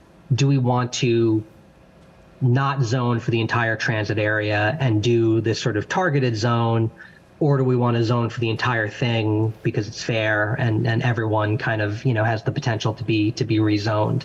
I think that's a fundamental question that needs to be answered. And again, if there are additional sub-districts that we want to look at or test, I think the thinking is that everywhere in town is getting, something, whether it's through here or 40Bs or something else. All right, we'll take some questions if it's I think now's a good time for a discussion. All right, thanks, Tim. That's a helpful update. Yeah, I just, Tim, how many more iterations do we have with the consultants? And before you answer that, my feeling is we owe the public process as many alternatives at compliance as we can find that are reasonable. And so I was thinking recently about Pete Jackson's and what you touched on, but also East Milton Square, because if you think about like Fuller Village, we are zoning for a place that already has multifamily, and we're working on zoning for an East Milton Square that's going to have multifamily. Why not get credit for that multifamily? Because if we include that as at least an option, just like all of these are going to be options for public review and comment, if we include it in MBTA zoning at a level no more than what we would be doing in our zoning, or maybe even less so that a developer would come in and find that our zoning is more desirable or more beneficial than the MBTA zoning that we put in place there. But we still get the credit for the units or the MBTA zoning in East Milton Square. This is something that I spoke to Tim about to see if I was making sense in my own thinking on it. And so Tim, if you want to comment on that, and that's one of the reasons I asked about the more iterations, because the more we think about, like, do you include that or not? If you don't, what else do you include?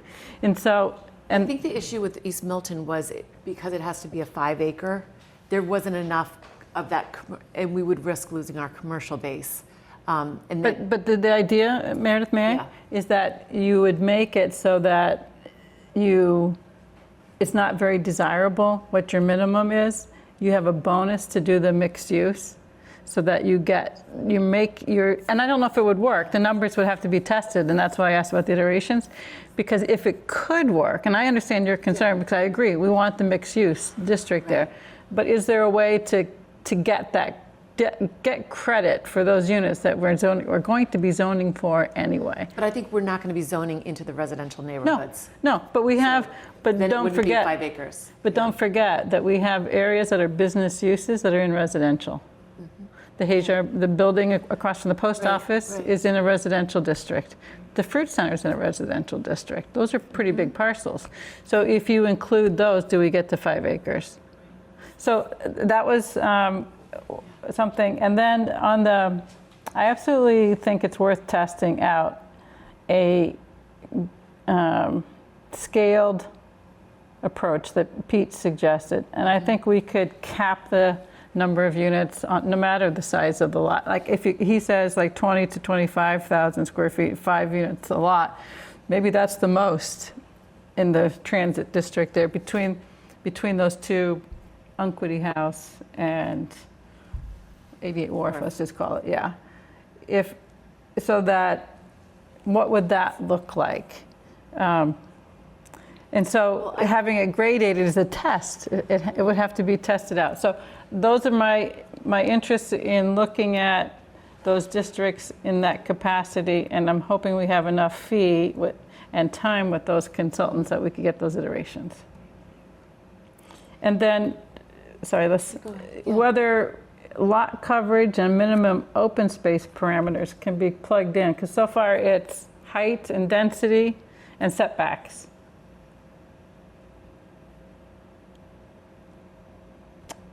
Yes, to answer that question, there are other parameters: lot coverage, open space, parking ratio.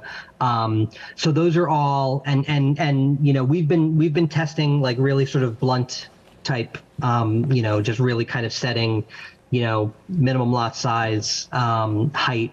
One thing that I think we've all found is that for instance, setback requirements don't really have much of an effect on kind of the zone capacity that the model spits out. It's funky that way. So I mean, we should eventually, when we write zoning language, set setbacks that we think are appropriate, but that's not going to be something that kind of moves the needle on density. Minimum lot size does it. Open space does it. Lot coverage does it. So I think, again, what we've been trying to do is, get to, create the sort of the block of marble, via some kind of more crude measures that can then be kind of molded via, okay, we want some more open space here. We want a lot coverage area, that's a little bit less or a little bit more here. And so give, folks the opportunity to kind of fine tune those things in a way. But yes, there is the capability to set those, and those do have an effect on, on the overall density that the model spits out. Tim, I have a question. In that transit area that's described as the district, sub-districts 1 through 5, right? And in the model where they set the minimum lot size at 5,000, and then so the model's unit capacity ends up being 2,472, right? Mm-hmm. So what exists within that area now? In terms of like number of units? Yeah. I don't know if I have that at my fingertips. Residensity, that app has it. Yeah, we can figure that out. We can get a number on that.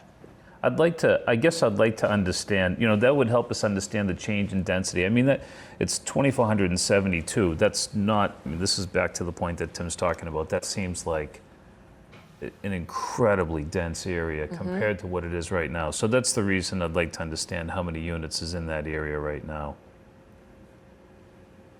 Yeah, we can get that number for sure. So Tim, Way back at the beginning, I asked Alan Bishop to run that map for me.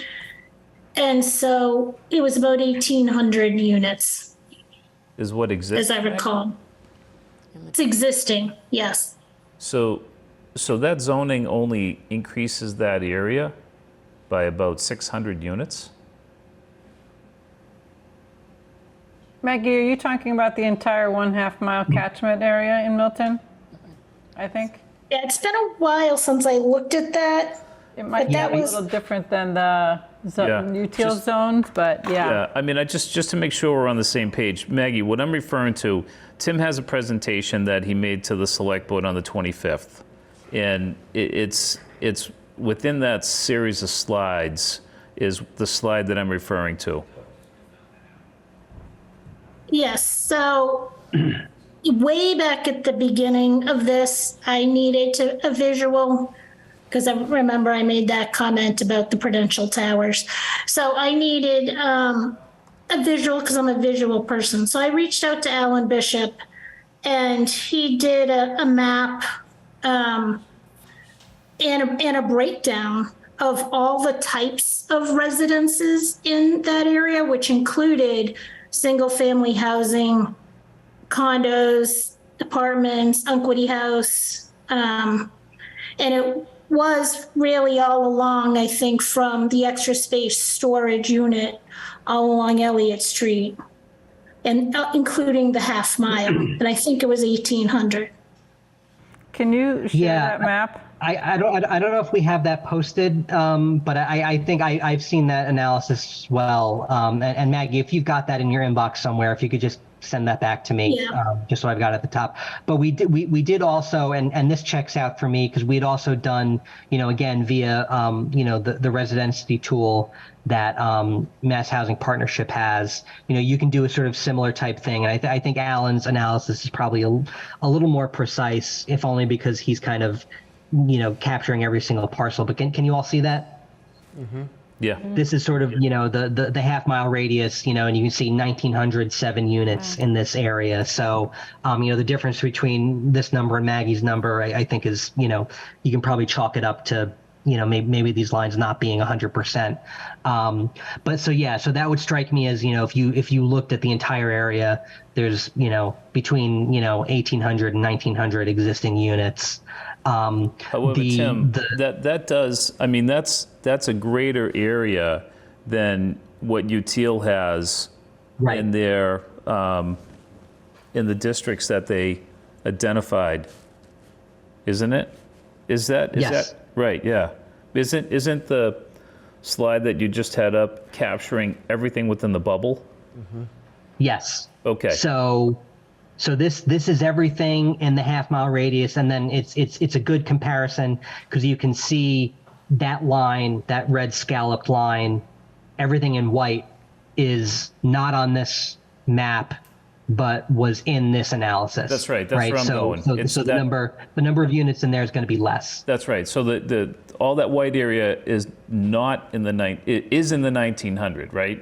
Mm-hmm. Is, but it's not in the 20. It isn't in the calculation that they get to the 2472. Correct.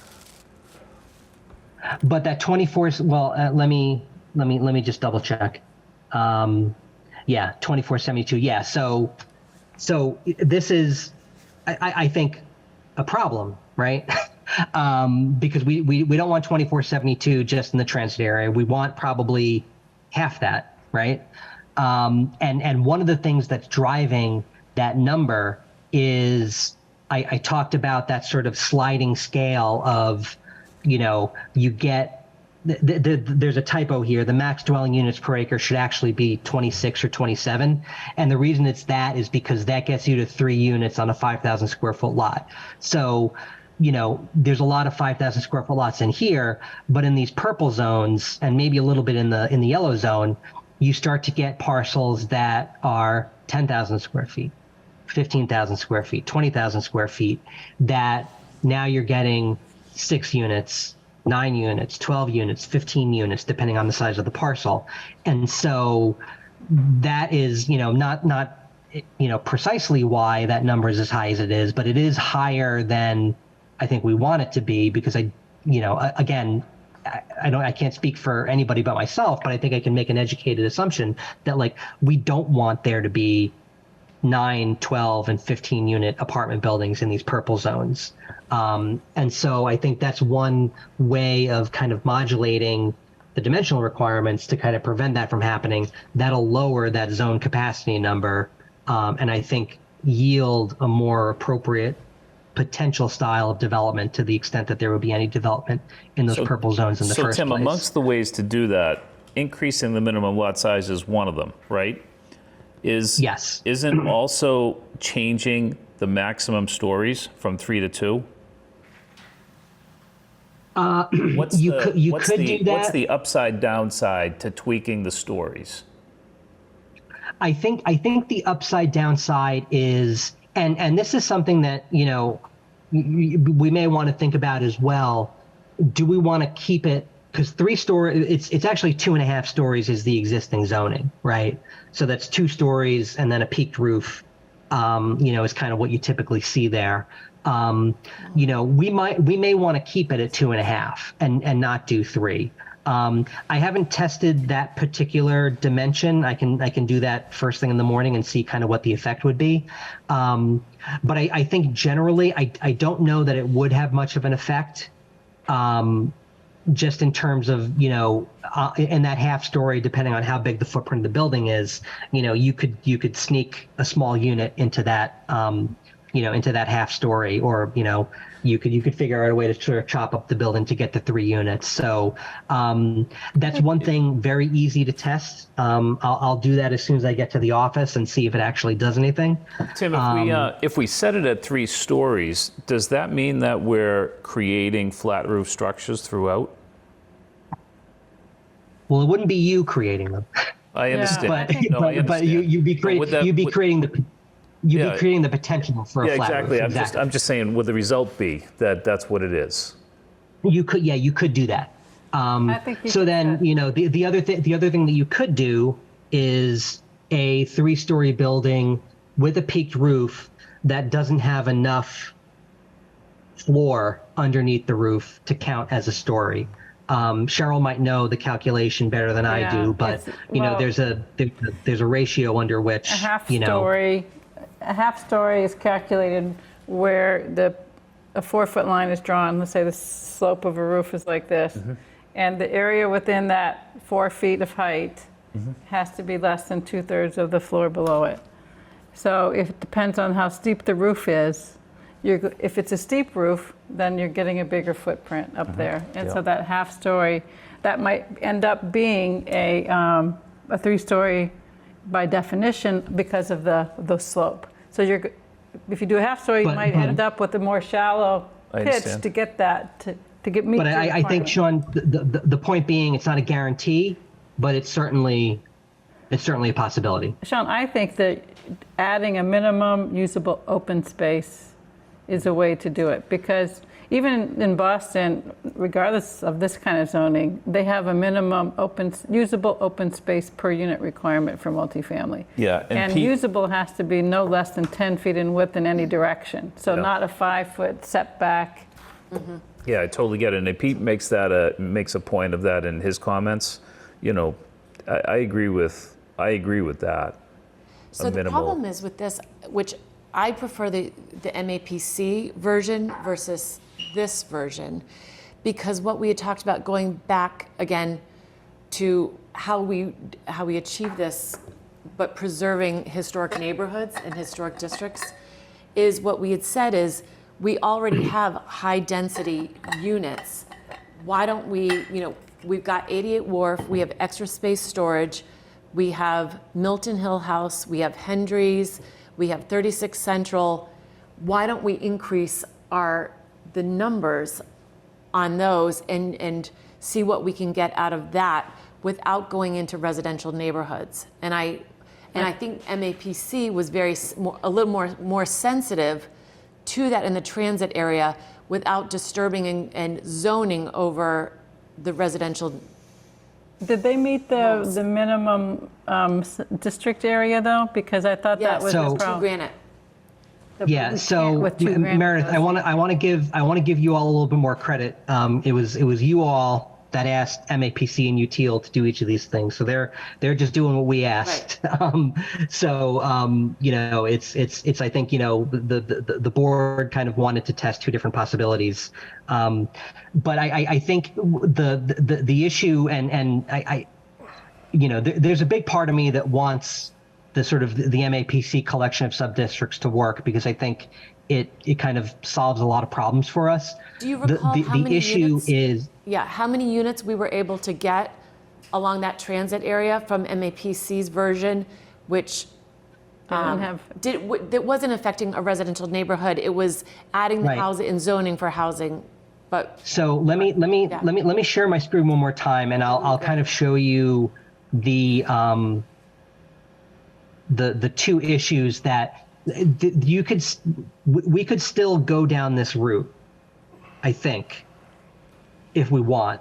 But the issue with the sort of the MAPC sub-districts is you're at 2845 units between, the blue sub-district is Milton Village, the orange sub-district is Unquity House, the pink is Fuller Village, Brush Hill Rehab, and the Randolph Ave district is sort of the A. Thomas and Animal Rescue League land on Randolph Ave, and then also Granite Ave. The way that UTL has tested Granite Ave actually yields more units than 483, so we'll get more units there. But the thing is, you're only at 2845, which is a couple hundred above your minimum, so you'll want to kind of modulate that down. The issue becomes, part of that 2845 is this enormous number of units on Brush Hill Road, Right. which we don't want. Correct. Right? So we need to get to half of this at least. So I have a if thought not on that. kind of, What if we created? What was that? I have a thought on that. What if we created a district at Winter Valley? And take that from cut that in half from Brush Hill Road and do a sub-district at Winter Valley. So I think the overall units is probably not going to be the thing that is the most problematic here, because I think you can reduce this, you can increase Granite Ave, you can probably increase Unquity House a decent amount, because there's already around 161 units there. I think maybe you can get a little bit more. So we can figure out the unit count. The problem is that because these sub-districts are so kind of disparate, you don't have any one district that represents half the total land area of all of the districts, right? So if this had counted on Granite Ave, this would have been half of all of these sub-districts, but it doesn't count. So in order for this scheme to work, you need to increase the size of one of these sub-districts to get it to represent half of the size of everything. Which is the one that's closest to that would get us it to will half? probably be that Brush Hill Road Yeah, sub-district looks like it. down there. Yeah. But then that becomes the question of, is there, that's pretty much, we can go back and take a look down there. I was fiddling around in East Milton. Would that make our situation worse, right? Because that has 1324 in it, and if you increase it, Well, you can, but then you can change the dimensional parameters to kind of reduce that unit count in some way. But I think the issue that you run into down here is that once you've zoned, the soccer field would be excluded land. This is Fowl Meadow over here. This is excluded land. There's not a lot more to zone for, unless you brought the Burr estate into it. I don't know if people are interested in that, to kind of increase your kind of level of kind of land area down there. Because everything else is, single family houses. Now there's the potential, and we can play around with this a little bit. There's the potential to do something like what we did at the Unquity House district, which is basically it's got to be, the sub-district has to be at least 5 acres. And that was the problem we encountered here, because the Unquity House parcel, I think, is 4 acres. But what we did was we folded in these other houses into the district to get us to 5 acres. So now we have the minimum size, but the minimum lot size to develop anything is much greater than any one of these parcels. So the threat of these parcels being redeveloped is not there because none of them meet the minimum lot size, but you get the size of the district is where it needs to be. Now, the implication of that is these houses are not excluded land. These are potentially developable. So they count towards the land area. So the overall density of this district is a little bit lower than it could be because you've got land that's not developable. Now,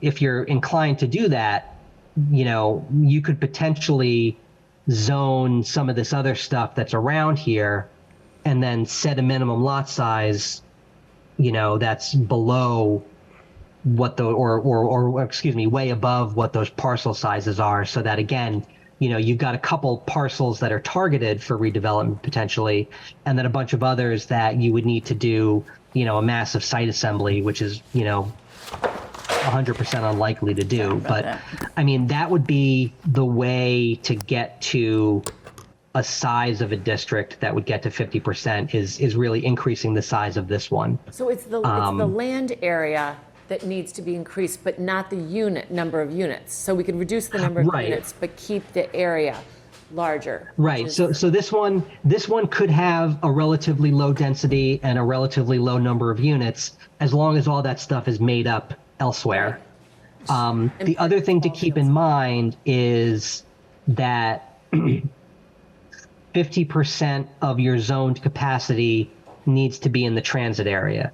So I don't think that there's a threat of that not happening. I think between the Milton Village parcels, 2 Granite Ave is in the transit area because it's close to Cedar Grove. And the Unquity House parcel, I think we can get to those numbers. But that's another thing to keep in mind, is that you can't, zone for a ton of stuff down south because it's outside the transit area. But so Tim, it's okay for 50% of your area to be outside of, or 50% of your contiguous district to be outside of the transit area, as long as everything else kind of meets those marks. But Tim, I guess one of the things that they had a total area of 234 acres, right? Which one? Well, that one right there. The district. Yeah. So are you saying that one of them has to be a size of what's that? 116 acres? Yes. Holy wow. 66 though is all we have at Brush Hill Road. I mean, how would we ever get that Brush Hill Road up to 116? Well, actually, no. Well, now, Sean, that you made me look at this, because this is now outdated, because the Granite Ave district is no longer 133 acres. It's much, much less than that. So does that does that help us then? If that's driven down, based on the explanation you gave us earlier, is the number not 234? So we're not looking for 116? That does help us. I'll have to do the math. So we may have something. Because I think this is a much a much better way to approach it and put, higher density where we already have high density units, multifamily housing, As long as it's not that. or warehouse buildings, yeah. That level would be a lot. No, and we don't need to go to that level. We can lower those, yeah. You mean the 1324?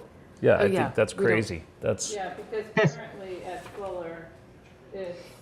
Cheryl, I don't know if your mic is off, but I can't hear you. No, that's why I said You gotta maybe fix- Winter you can't hear Valley. you, Your mic isn't on. Oh, yeah, sorry. I said Maybe a Winter currently Valley, at Fuller, there's 325. Sorry, folks, I'm just about like, one sec. 325, right, lady? that's what Fuller has? Yeah, at their I'm sorry, let me look at this again. 320 some. And what kind of acreage is that on, do you? 60 acres. I think it's about 60. Just about 60 acres, yeah. Interesting.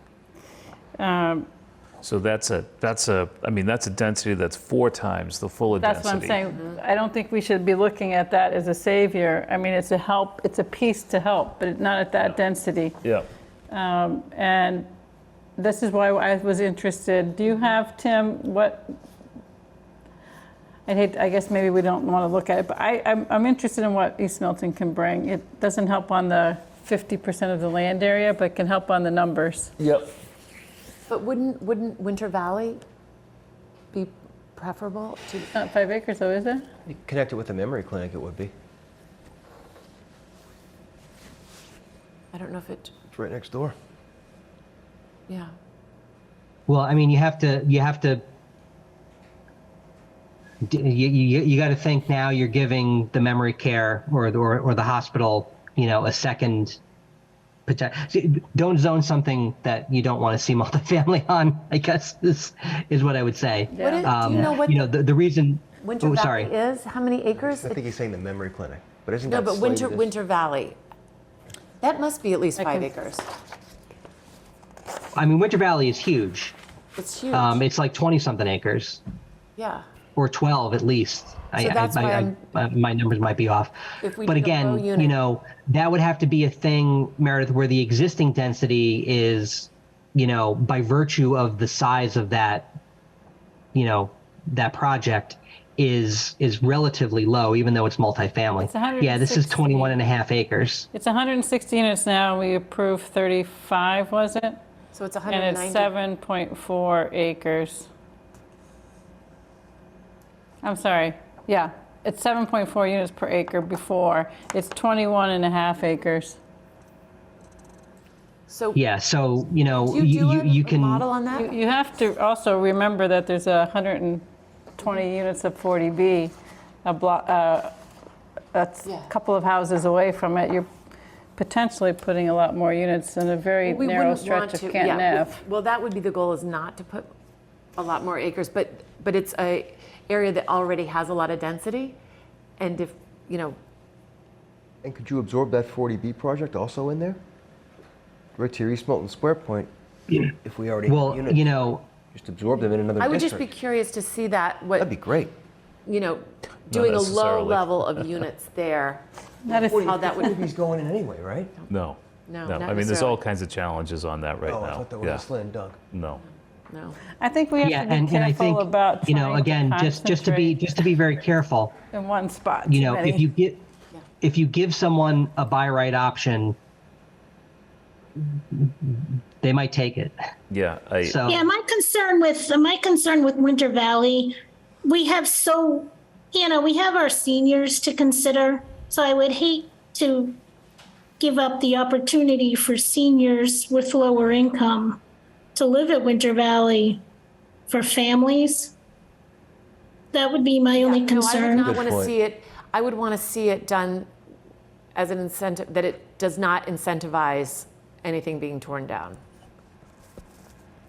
well, I mean, sorry, Maggie. But we're appealing to. No. I'm just waiting I have to go back 20 minutes ago from so I kind of wanted to readdress something you said, Tim, when you were talking about the excluded land, at 2 Granite. And so you had said that I think it was MAPC said, or one of the agencies said, that really when they looked at the guidelines, that it went beyond what they were intending in the guidelines. So to me, what I instantly heard, because I have been talking about guidelines versus law, and so what I heard when you said that was MAPC or DHCD are picking and choosing what guidelines they're going to enforce and which ones they're not. So to me, it means what I heard was guidelines are not enforceable. And it brought me back to when we were talking about the design guidelines for Milton Village. And during that whole discussion, as I recall, standards were enforceable, but guidelines were not. So that whole guideline in Mill Village was way back last year when I was new and I was, just trying to, get caught up. But that's what I remember, that guidelines are not legally enforceable. So I kind of feel like we should be looking at and getting an opinion from town council or outside council about guidelines versus the law. And I'm not saying we shouldn't be non-compliant. There is a law there. There definitely is a law, and we should really do our best to comply with the law. But I don't necessarily think that we need to do 50 acres because that's in the guidelines. That's not in the law. So I just want to, get some guidance from town council as to the difference between law and guidelines. And, Alex Whiteside sent us a memo many months ago outlining the differences. And I feel like we have sort of completely ignored it. And I would like to sort of revisit it at some time. So Maggie, to that point, and I appreciate, and the law was explicit in terms of it didn't say regulations, it said guidelines, and that does open up some questions. But the law in aside from kind of the overall 15 units per acre by right, et cetera, also does explicitly require the housing agency, DHCD at the time, Executive Office of Housing and Livable Communities now, to create guidelines for compliance, for towns for how to comply with this law. And so, I went straight to them to say, these are your guidelines, how do you interpret them? Because ultimately, the zoning that we create is going to go to them for approval, right? So the question that you're asking about, the law versus the guidelines, I think is an interesting one. And the only way that is going to be answered is in court, right? Because there's no one else in the Commonwealth that is signing off on compliant or non-compliant zoning districts for MBTA communities, except for the housing agency articulated in the statute. And so if we want to do something that, we feel is in line with the law, but not necessarily with the guidelines, we're signing ourselves up for, a date in court effectively, which, if we're interested in doing that, that's certainly something that we can do, but there's no other way of getting, your district approved, in terms of compliance, except for going through housing livable communities. Does that make sense? And I get that, and I'm not saying we don't want to comply, because I do share, Peter Jackson's concerns. And I do fear that if we, the planning board, we don't create a thoughtful zoning to go to town meeting. Tim, you've said multiple times that 10 residents will create zoning. And so as we know, like a citizen's petition that's submitted, it can't be, edited. It's very difficult to edit a citizen's petition because you have to go back and get every citizen who signed it permission. So that's really scary to me. So I do want to create some type of zoning. I kind of do want to play ball with the state, but everything you're talking about is really, really scary to me. So I'm kind of wondering, Cheryl talked about doing stuff on her own time. You're going to think I'm pretty crazy, but I spent four hours driving around Newton and all its villages and Brookline, and then I went online and I watched their planning and zoning commission meeting, and they had their consultants at their meeting so they could talk to the planning board directly. So I'm wondering if they would be willing to come to talk to us and listen to our residents. As you said, Pete Jackson has been very thoughtful and very consistent, as have other residents in town. So I'm wondering if they would be willing to come and come to one of our meetings. It's just that I feel like it could be, a dereliction of our duty, sort of, if we created a housing policy that doesn't have any legally enforceable guidelines, and it's hinged on a faulty calculation that everybody has, faulty classification that everyone's been talking about lately. And then it's associated with a really faulty transit system, who we have no idea when that's going to be operating.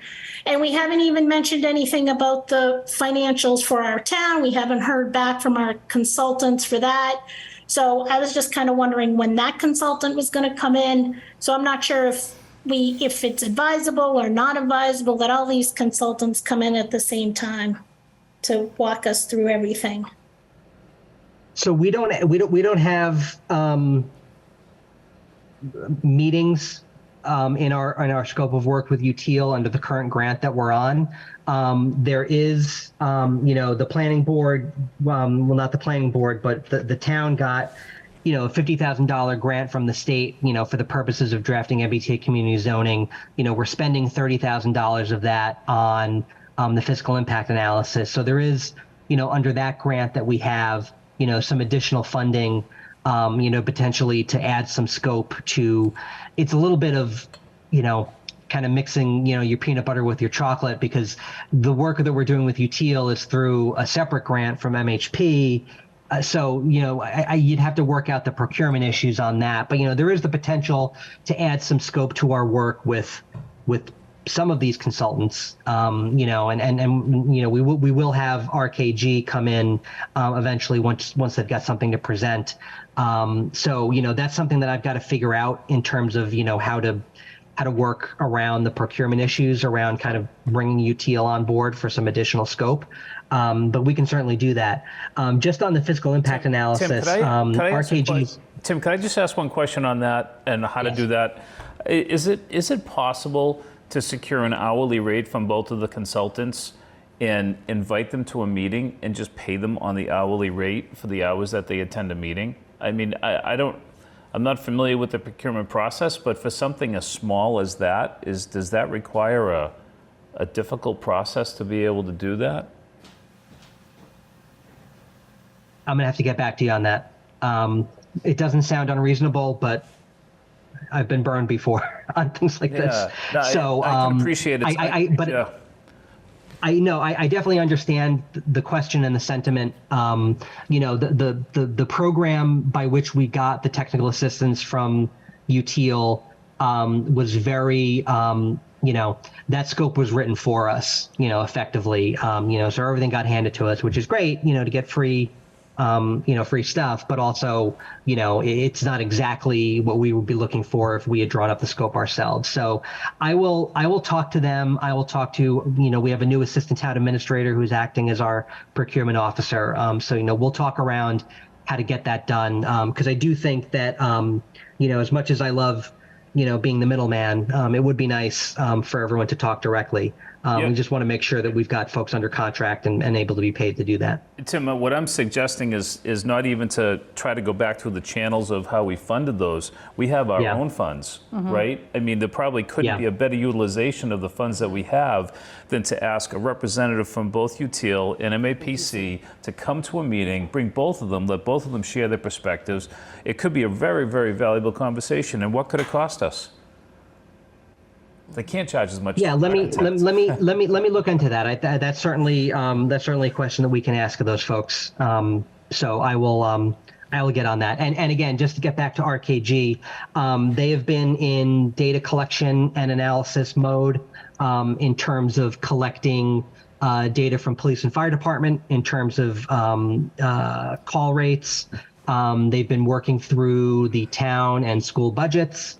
I actually have a call with our project manager at RKG to kind of talk through the latest thinking about where exactly we're planning or hoping to plan for districts. That's going to be something that they're going to need. So I think I know where we're going based on these conversations that we've been having. But I think that's something we'll want to keep them updated on. So, after that call, I will have a better idea of when we can expect RKG to both come in and to also be able to have a deliverable ready for us. So I'll be able to report back at the next planning board meeting. Okay. There's one thing that I hope we can do before tonight's session ends. In your presentation to the select board, you had noted the pros and the cons of both the large parcel, right? The one that I think you kind of indicate, well, it might be more favorable because we're not going to disrupt, some of those dense neighborhoods as they are. But I do think it's worth talking about the pros and cons that you kind of outlined.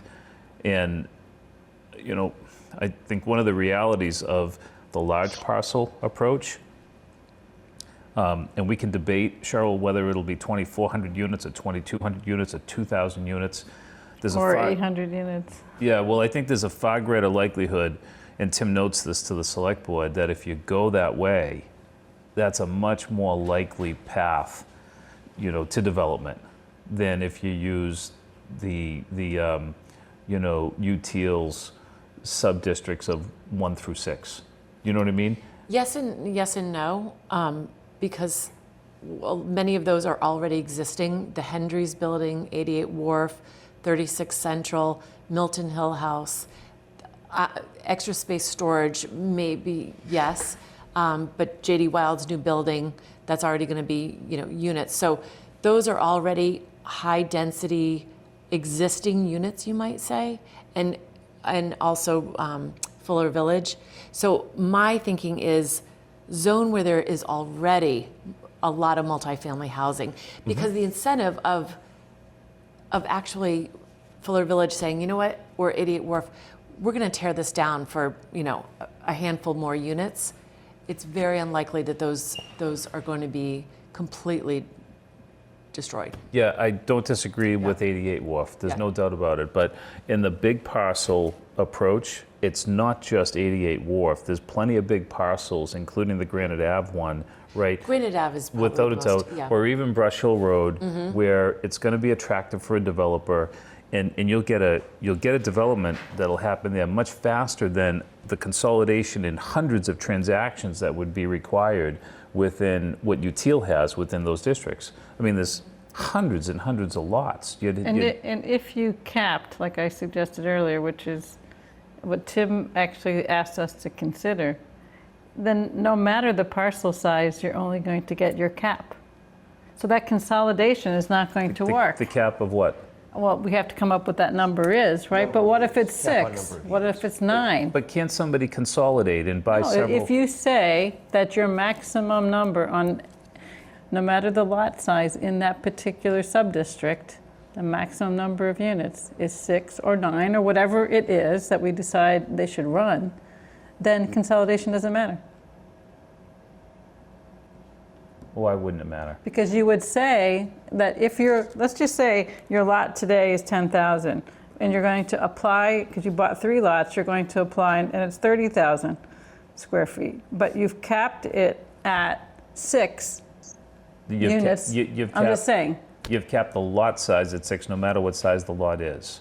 Kept the You've capped the number, so you units. grade it up, or you scale it for, let's say, and maybe 7,500 is not the right size. I'm not, maybe it's not the right minimum, but let's just say 7,500 is, and that's 3 units. And then you go to 10,000 square feet, and it's 4. And anyway, you get to something that's, let's say it's 6. And I don't know, Tim, if 6 is the right number, but that's the most. So then you're not at all incentivizing consolidation, because you can't build more. It would be if you had 3 5,000 square foot lots, then you might, but not beyond that. It takes away the incentive to consolidate lots, to assemble lots. But the problem with that is it pushes out the area to a larger, to more of the half-mile radius, right? So the transit area becomes bigger.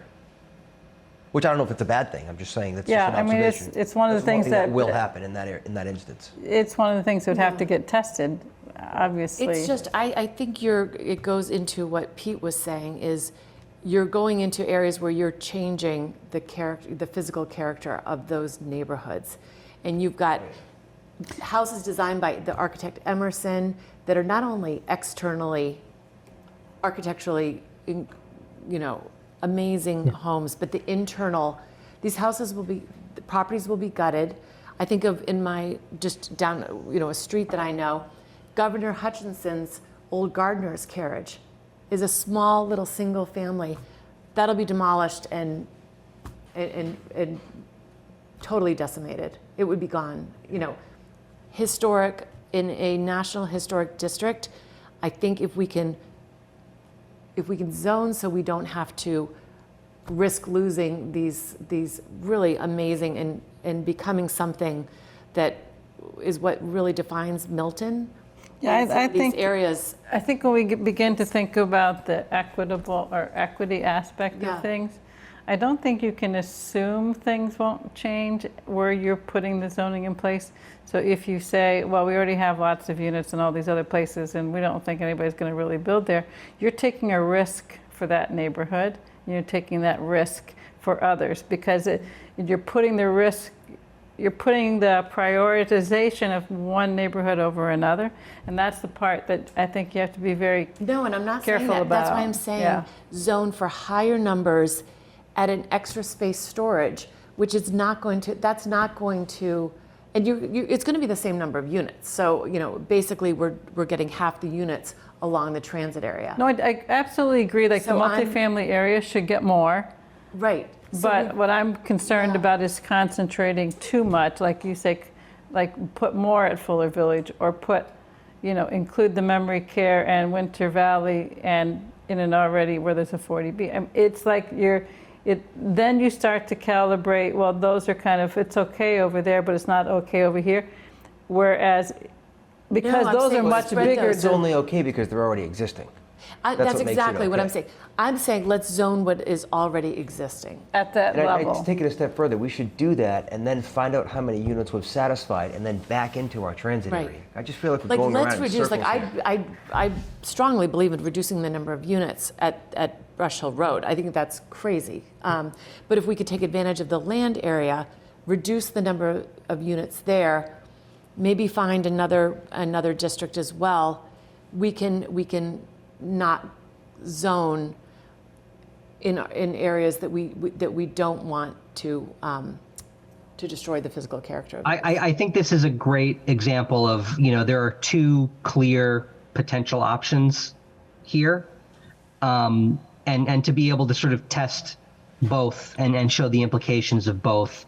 Because I think, where we are now is we've got, the data is still a little too kind of all over the place. But I think understanding okay, now there is a potential path for the MAPC districts, but maybe we don't like where that path leads. There's another path, and we can kind of see how they affect each other. Because I think, once you start zoning in the transit area, that relieves every other district, and I think, to not zone in the transit area, you do have to crank up those other districts, maybe to a level that folks are comfortable with, but you do have to crank them up, to a pretty good level. I thought you had to have 50% of your land area in the transit district. So here is what I think probably the most bananas thing about the guidelines and the model is that you have to have half of all of your units in the transit area, and half of all of your sub-districts have to be in one contiguous area, not necessarily in the transit area. But the way, and this had been my interpretation of the guidelines from the word go, and I've been disabused of this by HLC, is that the amount of zoning district that you have to have in the transit area is actually pegged to the minimum size. So we only need to have a land area of 25 acres in the transit area, because it's pegged to the minimum district size of 50 acres.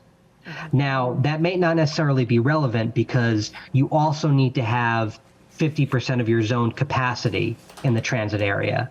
And you'll almost certainly, I don't know how it's going to work out, but, you're probably going to wind up having more than 25 acres of land area in the transit area. So that was something that I thought was really weird, because I thought that, basically half of whatever you decide to do needs to be in the transit area. But in fact, the land area only needs to be half of the minimum of 50. With the half the number of That units. doesn't really make that much something sense new? because this doesn't make much sense because the whole reason for this mandate is for transit, to reduce people getting in their cars. You guys have appointed me to the Climate Action Committee, and we've had 2 meetings, and I'd love at some point to come to you and talk about it. But that's what we've sort of been talking about, is trying to reduce emissions. And that's what this mandate sort of is all about. So I feel like having lower density in the transit area is like counter to this whole mandate. And it just doesn't really make sense to me.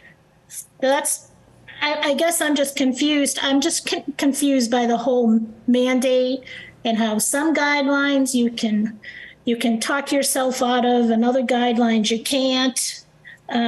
So I'm just having a problem wrapping my head around it.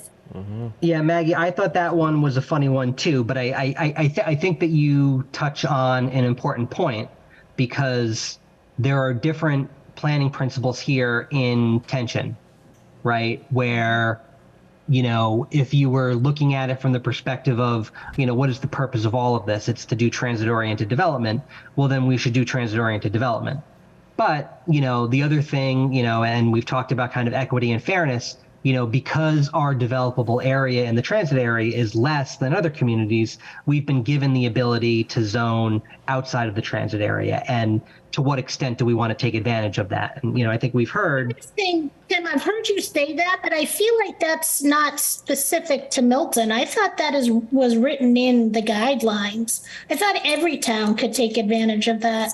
No, so it depends. It's pegged to a calculation of how much developable area you have within a half a mile of transit. So like Brookline, for instance, and Newton, I think is the same way. They have to do 90% of all of their stuff has to be in the transit area, right? Because they don't have the situation that we have where, part of their transit area is in a different municipality. There are other communities where, like I think Everett is a good example, where they've got a significant fraction that, doesn't have to be in their transit area at all, because all their transit area is Wellington Station. They've got enough developable area adjacent to that they're considered a rapid transit community, but not enough that they would need to do, I forget what their number is, but it's all pegged to how much developable area you have in the transit zone.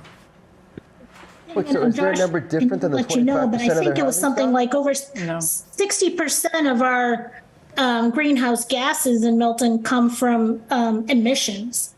So we have a very high emissions coming from cars in our town. So I thought the goal was to kind of help reduce that. I mean, my opinion is I think that that's one of the outcomes that is hoped for. But I think the reality of it is that, I mean, this notion that everybody that lives over on that part of the town works in Boston is probably not accurate. I mean, it might be attractive if you work in Boston to buy a house over in that area, but I mean, you just look at the T's statistics on boardings. I mean, I can't remember, one of the stops had 10 people boarding daily and another had 17, and there might be 100 or a couple hundred between Central. I think but the reality of it is that most of the people over there are driving cars. Well, the one thing that's resulted in the slowdown in the T and the problems on the T is that the commuter rail ridership is up. And I think I told you, like, my son had tested out taking the red line and the commuter rail, and he's taking the commuter rail because of the slowness on the red line. So I think those numbers are influenced definitely by the problems with the T right now. Well, it's also, Cheryl, it's also influenced by the fact that 50% of the offices in Boston are empty. Yeah. I mean, there's been this tremendous shift to remote work. So well, it's interesting. I saw in Boston Business Journal that one of the largest law firms is requiring people to come back to work in the office 4 days a week. Mm-hmm. And there was an expectation that the other large law firms would follow suit. So I think this is still going to shake out, what the COVID and the change in the way people work. But there's definitely, I think, 20 or 25% vacancy rate in Boston.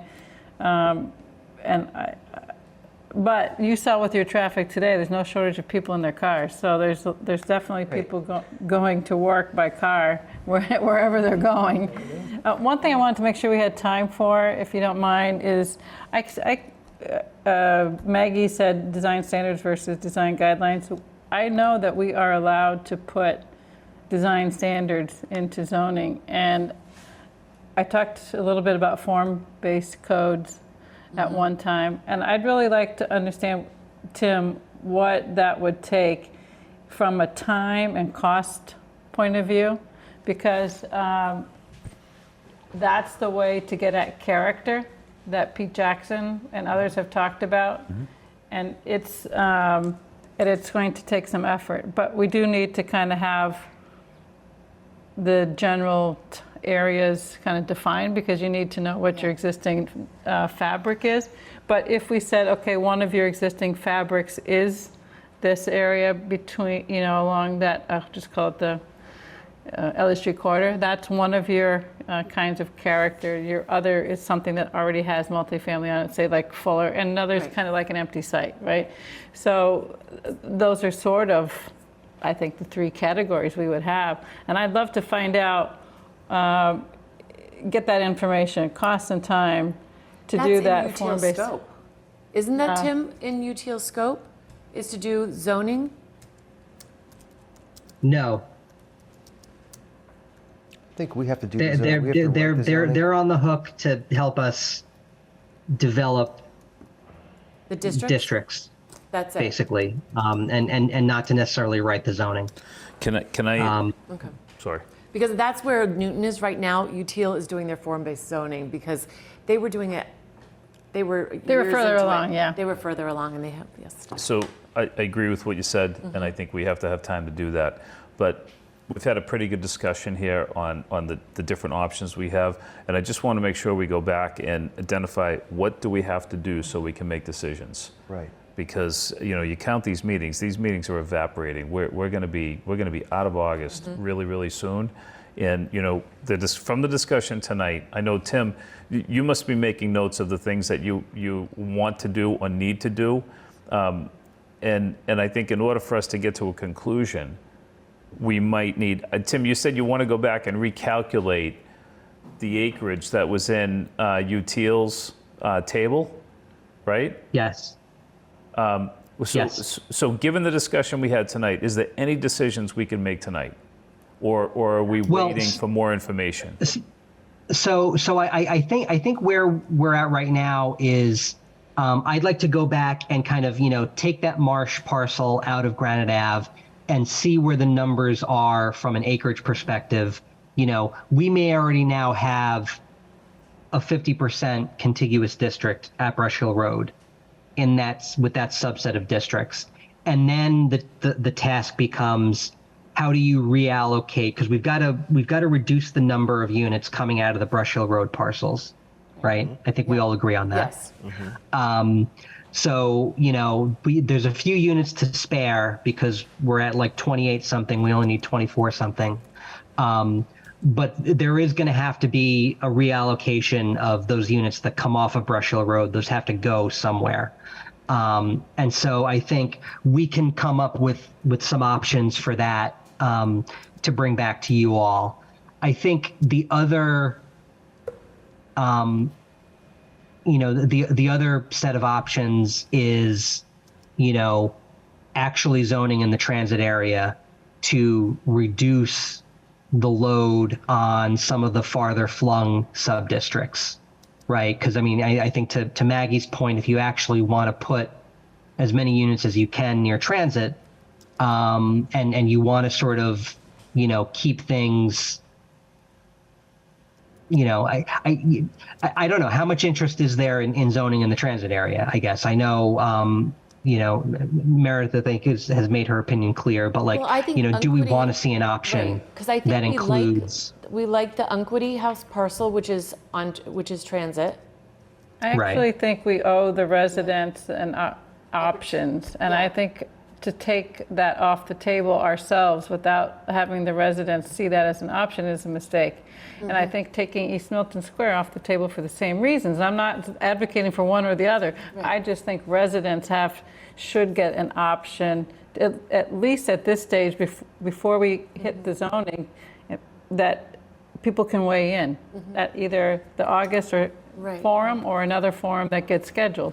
So Tim, I'm curious what Tim's answer is to this, because it might help us to get the input that you're looking for. That presentation that you made, you have pie charts that indicate percentages that feel one way or another. How many people does that represent? Give me a minute. It's about 200 have taken the survey. But I think if we say, here's an option of compliance, here's where it would be, here's another option of compliance, here's how it could work, and it gets very well explained what the pros and cons are, we try and get as much exposure for that maybe the select board has we have a meeting, select board has a meeting, there's a public forum, try and get as many people to weigh in on the options. I'm trying to figure out how broad, Yeah. the input that we have. I don't think it's broad, but Tim will tell us in a moment. That's why I'm dying to do a mailer, the water bill thing. Yeah, so I don't have all of our survey results. There's a handful of things that we present at the meeting, but we've had 192, probably a little bit more than that at this point, responses to our survey over the course of the last 3 or 4 months. Which is decent for a planning survey, but also it is what it is. I mean, in terms of You've absolute had about numbers. 400 total at your virtual and live forums, and that number's kind of generous. And of those pretty good this 400, summer. we don't really know how many are overlap yeah, and how many are new. yeah, So I think we've maybe touched 500 people in the town with this. yeah. The We question have, is, 20,000 registered voters in the town? how are we going to get to get a representative input from a broad enough number of people? How do we get it? I think we have to do the best that we can. You never get Yeah. that many. You're not going to get every resident. There's just no way. I know, but And the reason I bring it up is I don't think that the pie chart, with all due respect to him, I don't think that pie chart that Tim presented to the select board is an accurate representation of the town.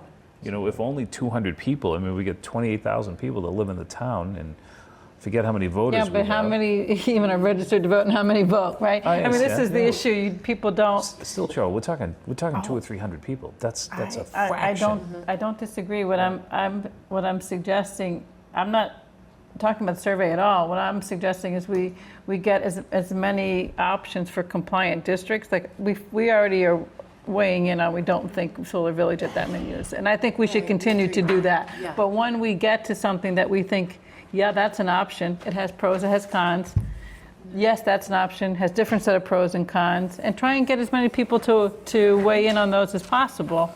And then, we can still make our recommendation, but I think we owe it to people to let them see several compliant schemes. Totally agree, but I Yeah. don't think we're succeeding in getting We're not there. No, we're not there yet. But I mean, no. just in getting people's attention. Tim's trying his hardest to try to get people to Yeah, I think- participate in a survey, Yeah, I and don't we're think- getting a few hundred people. I think summer is really difficult. Having been involved in planning initiatives in Milton now for over 10 years, and it's just, we always said you can't do zoning in the summer because people aren't paying attention. And that's why trying to do zoning at a fall town meeting was always very much a challenge, because you'd have to be doing the work in the summer. So would you guys be opposed to putting a mailer in everyone's water bill and hopefully getting some? Yeah, we trying to segue into the mailer discussion? I just say That's right, we're in it. Well, no, I think we need to be clear what Yeah, I we're think we are going to making see progress. next week. What we I want think to we see are next making week. progress on this. Next week is too late because we have a deadline of this week to No, get no, this I'm done. talking about what we would like. Oh, I'm sorry. Yeah. do. Okay. Let's go To back where we finish were. Sean's- Yeah, let's go back there, yeah. because let's just make sure that we cover where Tim was, the things that Tim needs, Right. so that we can get positioned to make a decision. Right. Get it. So I think, like I said, figuring out what the possibilities are for a compliant district that includes, what I'll call the kind of large parcel districts that MAPC tested. I think, I mean, you all tell me this, because, and we could do both. I mean, I think that. I personally don't like all or nothing. I think that's difficult. I would like to see nuance. Yeah. And I'd like to see something more than what we've already seen. We've seen 2 iterations in the transit area, and I don't like either one necessarily. And we've been given some suggestions, and I think it's from people who live in that district, and I think we should test that out. So this is giving my opinion, and see if you all agree with me.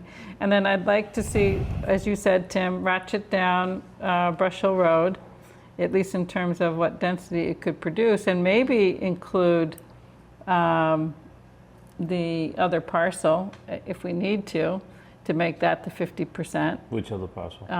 the Borough Estate. Again, in the spirit of having some options, and then I'd say and include East Milton Square. So if what we want to do is bring the density down on some of these larger site areas by having another district. So that to me has, Actually, the Borough it's harder to sort of get, doing the big parcels is the easiest to visualize, right? Because it's straightforward. When you're getting into like East Milton Square, how does it work? Or the transit area, how does it work? It takes more effort. Yeah. And I'd like us to really be able to go through that and do a couple iterations to see if it would work. Because if we end up back at the large parcels, then we can say, look, we tried 6 different ways to Sunday to get it to work in this other area, and it doesn't work that well.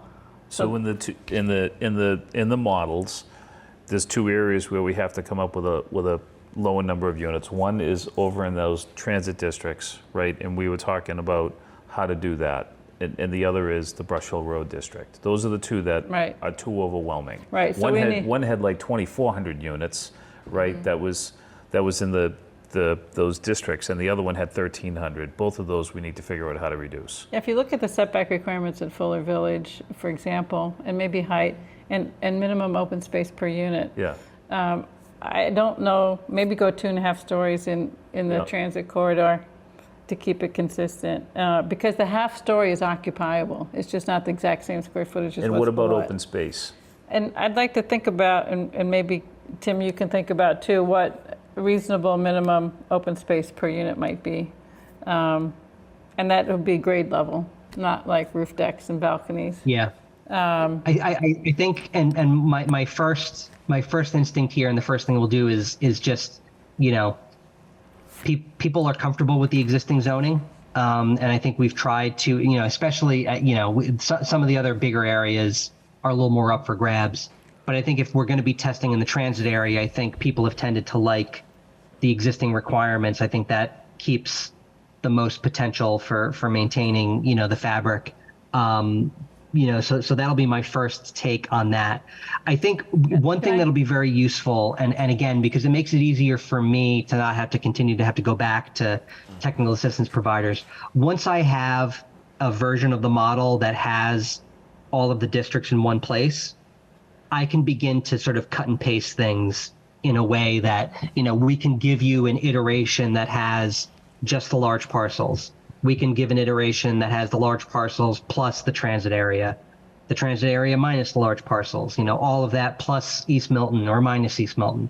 So I think, once I have that in my hands, it's not, it's a little bit labor intensive, but it's a straightforward exercise, I think, to sort of start to provide some of those options that we can start to pick and choose from.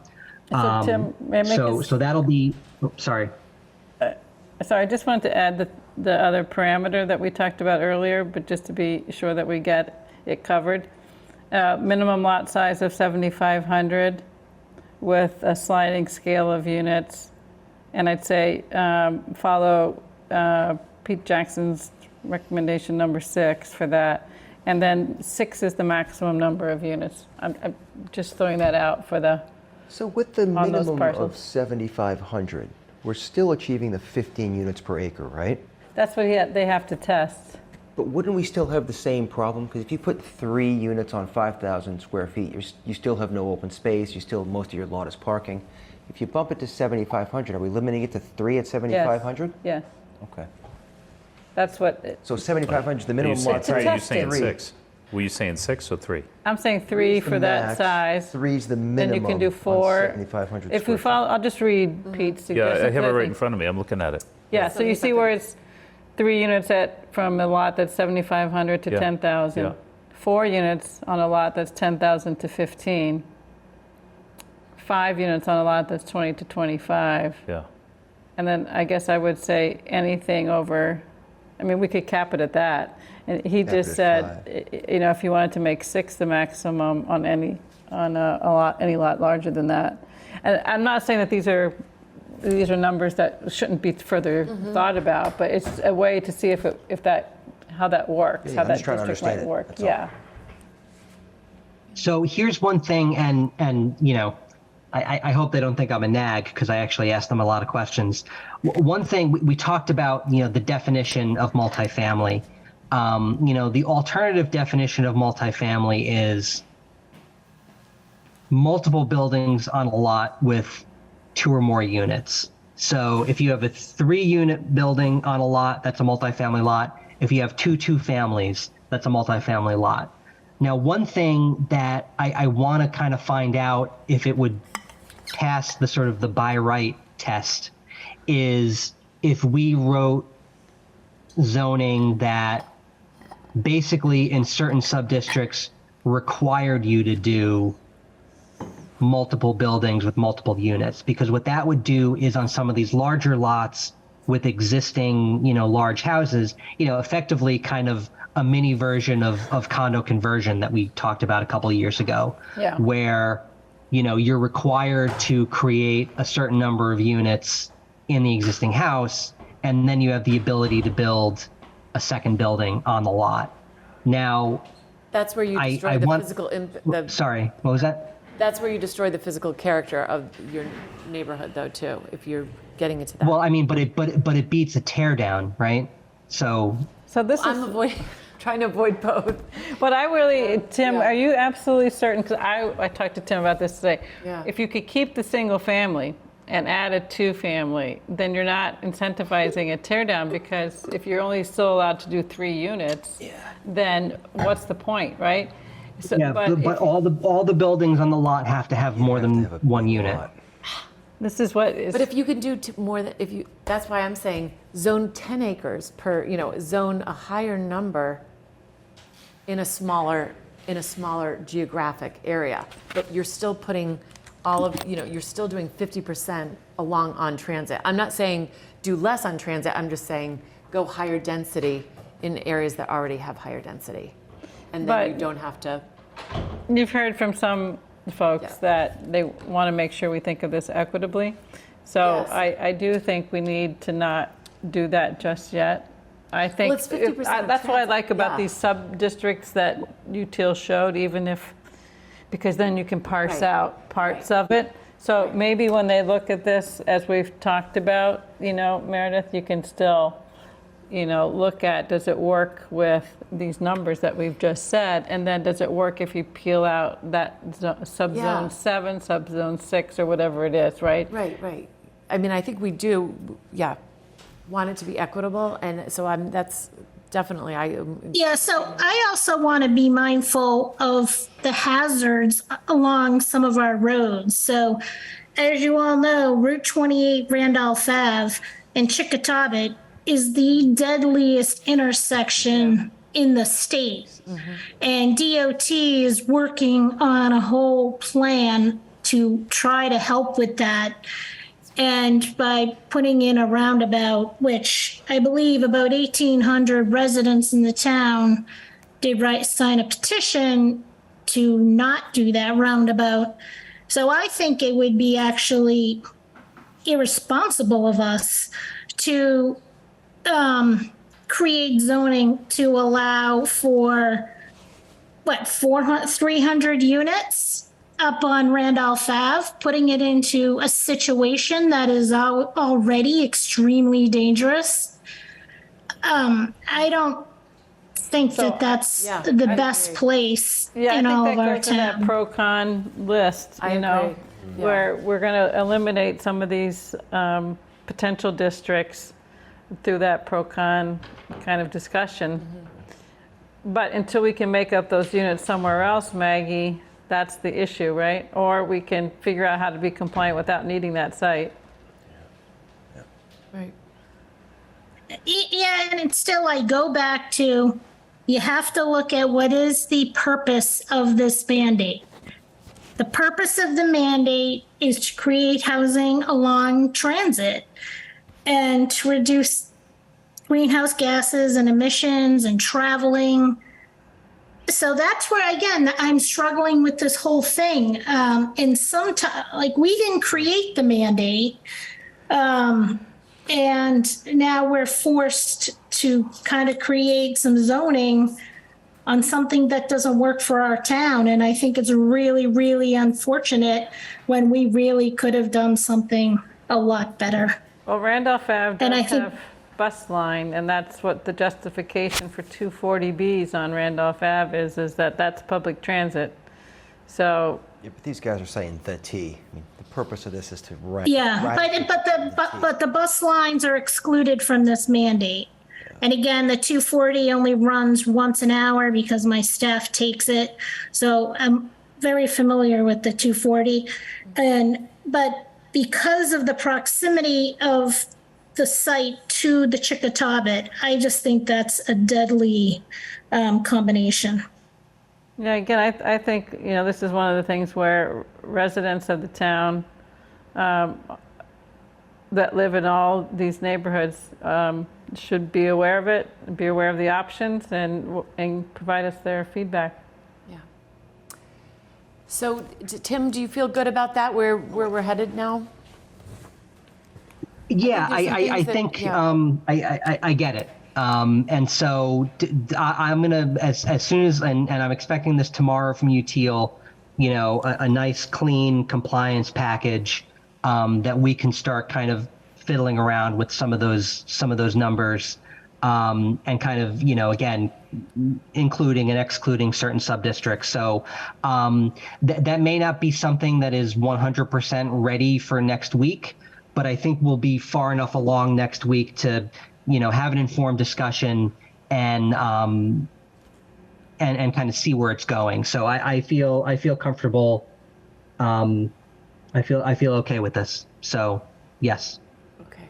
Tim, Moving it forward. when for our next meeting, can you just help us in our next meeting plan out our meetings through the fall we talked in our last meeting of how little time we have and how few meetings we have, and I honestly don't have a good handle on what's left for time. But I mean, if we have 2 meetings a month, and September, October, November, 6 meetings, it's over at that point. I just if we could walk through that in our next meeting, I'd appreciate that. I think we could. Yeah, no, consider 100%. Scheduling a meeting just for MBTA communities.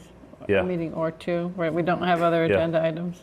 And then, Tim, to Sean's point, can you also include when this thing has to go before the warrant, so when zoning has to be written?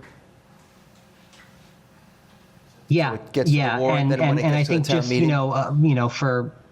for what we kind of know right now, and this was again kind of speculative back in January. We had to do that action plan for compliance, and the way that the way that I kind of wrote that was looking at previous December town meetings and then kind of backing into, okay, when did the warrant close and when did the planning board have a hearing? So, the dates that, were in that action plan, which again, we're not required to follow that if conditions on the ground change. But, it is based on kind of a typical fall or December town meeting schedule, was to have a planning board hearing in October. So that leaves, November for finalizing the warrant. The article goes to the warrant committee. Town meeting is in early December. Which is extraordinarily tight. The select board has indicated to me that they would probably be, wanting to close the warrant in. Let me just bring up the calendar. In that second week of October. So if the planning board meets on the 12th, select board meets on the 10th. That would be, when they would close the warrant. In order to have that public hearing, we'd have to have, a credibly written article, by the end of September, which is tight. It's very tight. I've got a solicitation out, for some additional grant funding that I got from the state. To bring someone on to help us with that. And I've been talking to UTL about this. I said, basically, I went through the procurement process of, sending out to 3 firms. But I think because they've been sort of knee deep in kind of helping us with, with the compliance model to sort of use, the state has a model bylaw that they put together that I think it would be very advisable for us to try to use, just because a lot of that work, is kind of already done. That's something I can send that around just so folks can have a look at that to see. But, that I think, would probably be the base of the zoning language. My hope is that the process of writing up the language it's going to be difficult, but, because we've had such a detailed conversation on district boundaries and and kind of what our principles behind that are, that we can still get to this timeline, but there's a strong possibility that we don't, or that we may not want to, because of where we are come September. So I'll try to have a little bit more detail on that timeline, but that's kind of what I know, just based on just strictly the calendar and how a fall town meeting in December needs to kind of, come together. Another follow-up? Yeah, Tim, I thought I heard that the warrant closed on September 22nd. I haven't heard that, but I don't want to go against you on that. Oh, I know, and I don't want to, that's just what I heard. Yeah. Which made me very nervous. Yeah, I think, the last conversation I had with the town administrator and the chair of the select board was, they, that would be the typical kind of when they would want to close the warrant, is around that time, to get to December and to, give the warrant committee the time it needs, after the planning board public hearing. There's not necessarily a critical path here. As it relates to the planning board public hearing and the warrant process. The planning board public hearing is, for the purpose of, publicly discussing the language and, coming to a recommendation that goes to town meeting. I mean, that could conceivably, happen up to the day before. You obviously do not want to do that, but, that's something where, we've had situations in the past where, those hearings have gone, up to, a pretty tight deadline. But again, these are, an ideal process. You want to give yourself the time to have that consideration and, have enough time for the warrant committee to do its work and for the warrant to get printed so that we're not, dealing with So Tim, reams of green can I sheets. just ask you one last question here, and it's an appeal. Yeah. Thinking this thing through, to get this done in 9 weeks is pretty unattainable. As the new guy on the board, is it possible to petition the EOHLC and just ask those guys for more time without saying the word non-compliance? Just ask them. We're up against the wall. We can't get this done. Can you guys give us 6 months? Can you give us a year? Is that unheard of? Is that possible? Well, I mean, Jim, all of this is unheard of, because this is literally, it's literally the first deadline. I think that what I'll say is this, that I'm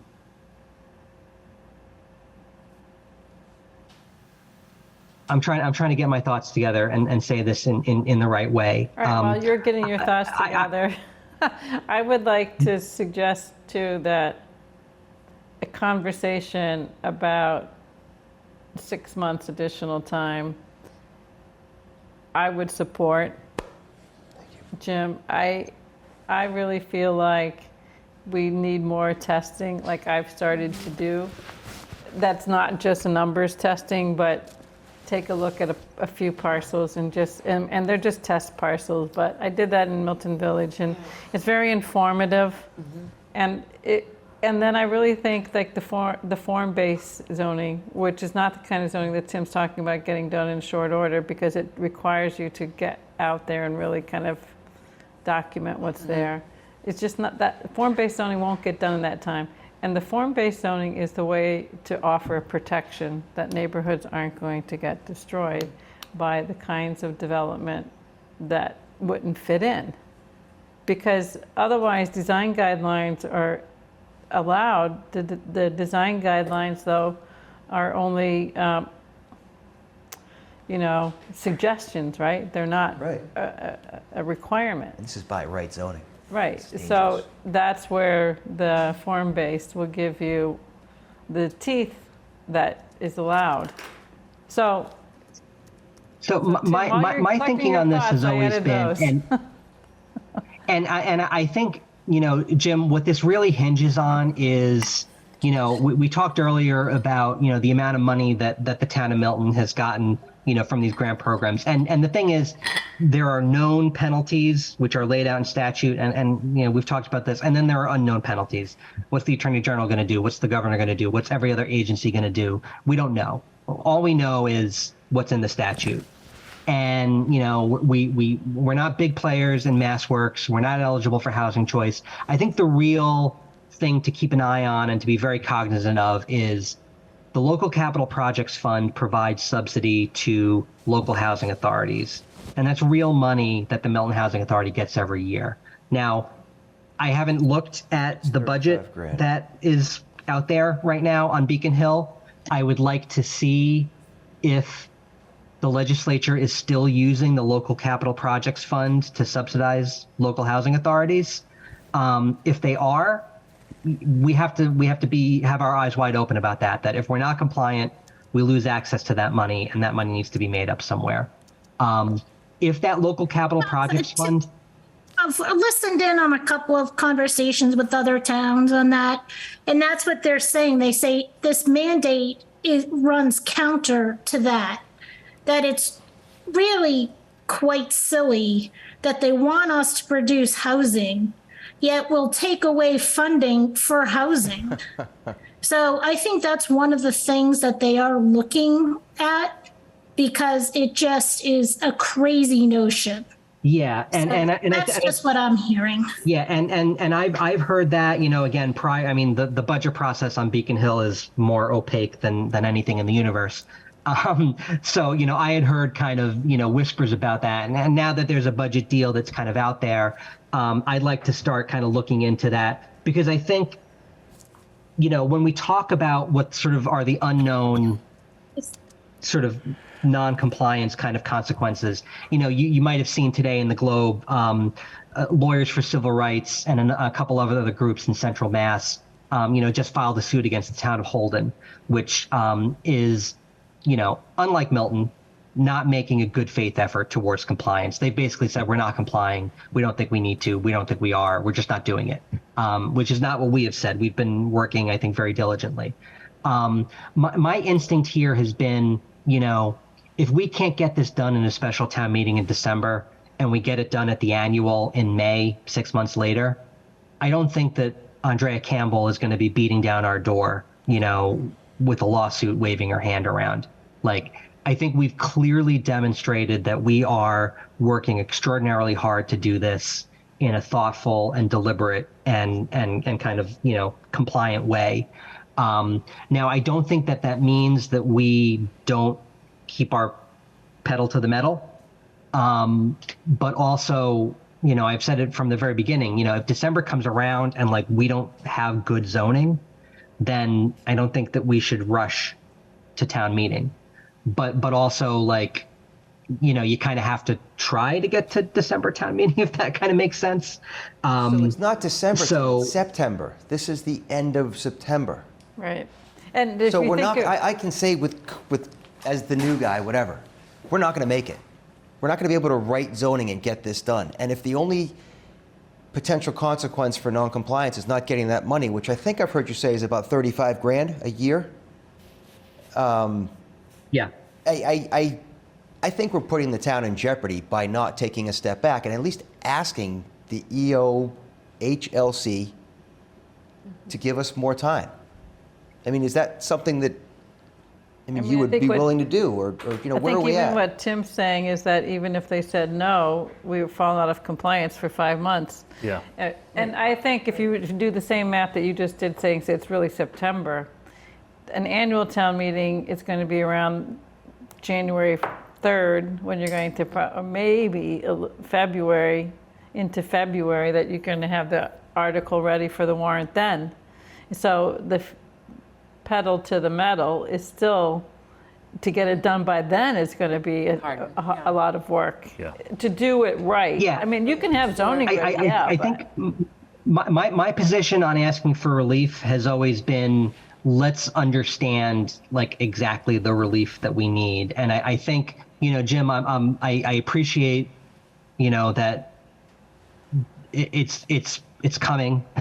And it's going to be very difficult, and there's a high probability that we don't get it done. But I think we need to kind of, not get it done before we tell the state that we're not going to be able to get it done, if that makes sense. So I think that's something that we should definitely, when the time is appropriate, be prepared to kind of communicate with the state about.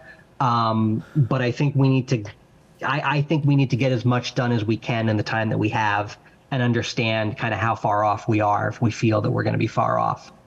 Yeah, and I know how far we are right now. Yeah, and I support that too. I mean, I have no issue with putting the best effort possible. We're not going to be the only town that's in this situation. I mean, this is nobody's going to be able to really create, good zoning for their town in such a short time frame. It really wasn't fair of the state to impose a 12/31/23 deadline for something as big as this. That it goes through town meeting for approval, because it's a different process for some of the other sort of cities. Yeah. And But nonetheless, even if you didn't have to get through town meeting for approval, for any town, imagine what they're asking people to do. only like Newton and Brookline, who are already well underway with zoning initiatives, are probably in the position to. Arlington, I think, was too. But I do think, Tim, if you're talking to UTIL about zoning, I'd talk to them about form-based zoning and ask them, what do they need in terms of the compliance model decisions to get started on that? And do we have adequate grant money to do it, or do we need to put in money to do it? I mean, this is the sort of planning I think that, Sean, you were talking about in terms of time, Yeah. but I'm actually thinking in terms of steps. Right. Like, do we want to say we support form-based zoning, and so therefore that's what we're asking Tim to pursue? I mean, that's a decision we can make, I think. And I can ask about that and kind of see what resources will be needed, and then that can inform the conversation. Because there's no reason why somebody right now couldn't be getting a sense of what the character of that district is and formulating ideas of how those guidelines or those standards would be established. It's like when I said I went and I rode my bike and I looked at the character of the district, and then I started looking at the GIS map and looking where they're positioned on the property. They can do the same thing now. That's what they would need to do to get started. You're doing that on your bike, huh? You I should drive. We don't have enough time for you to be riding your bike around doing this. get That my would be great, exercise at Tim. the same time. Whatever. So let's. But just one more thing with that. So I just have a question. My only concern, what I raised earlier, was about a citizen's petition. So what happens if, like, we are all in agreement that we're going to ask for additional time to try to become compliant with the law? And what happens if a group of residents put together a citizen's petition? Then what happens? I think that goes to what Tim and Sean said. We keep moving as fast as we possibly can. And, Let the residents know that we are working. yeah, and the reality is I've been on this board where we put sort of a placeholder article in, which gets us started. But the real time then would be, when is it going to print? Because you want what's going to print to be close to what you're actually planning to do, because otherwise the people haven't been informed about what the zoning is, right? Yeah, and we were involved in this last year in town meeting. We need some guidance so that our article, when it does get to town meeting, isn't out of scope, right? Right, I mean, exactly. we've had that problem in the past. So I think, Tim, I could imagine what you just described being a real situation. We have a placeholder of an article by the end of September, and we spend the next 6 weeks after that trying to fine tune it. You know what I mean? And make it right. But I don't know, Tim, if we end up with an article that would be deemed out of scope. When's the print date? Did Tim say, and I don't recall? I got to find out what the print date is. That's the date that's So I critical, but looked it don't up. forget, too. It says in the selectmen's packet from their last week that the warrant closes on the 22nd. Yeah, but then Of there's a date September? at which they go to print, Maggie, at the warrant? September. Boom. Sorry, I just closed out of that. It was on their packet from last week.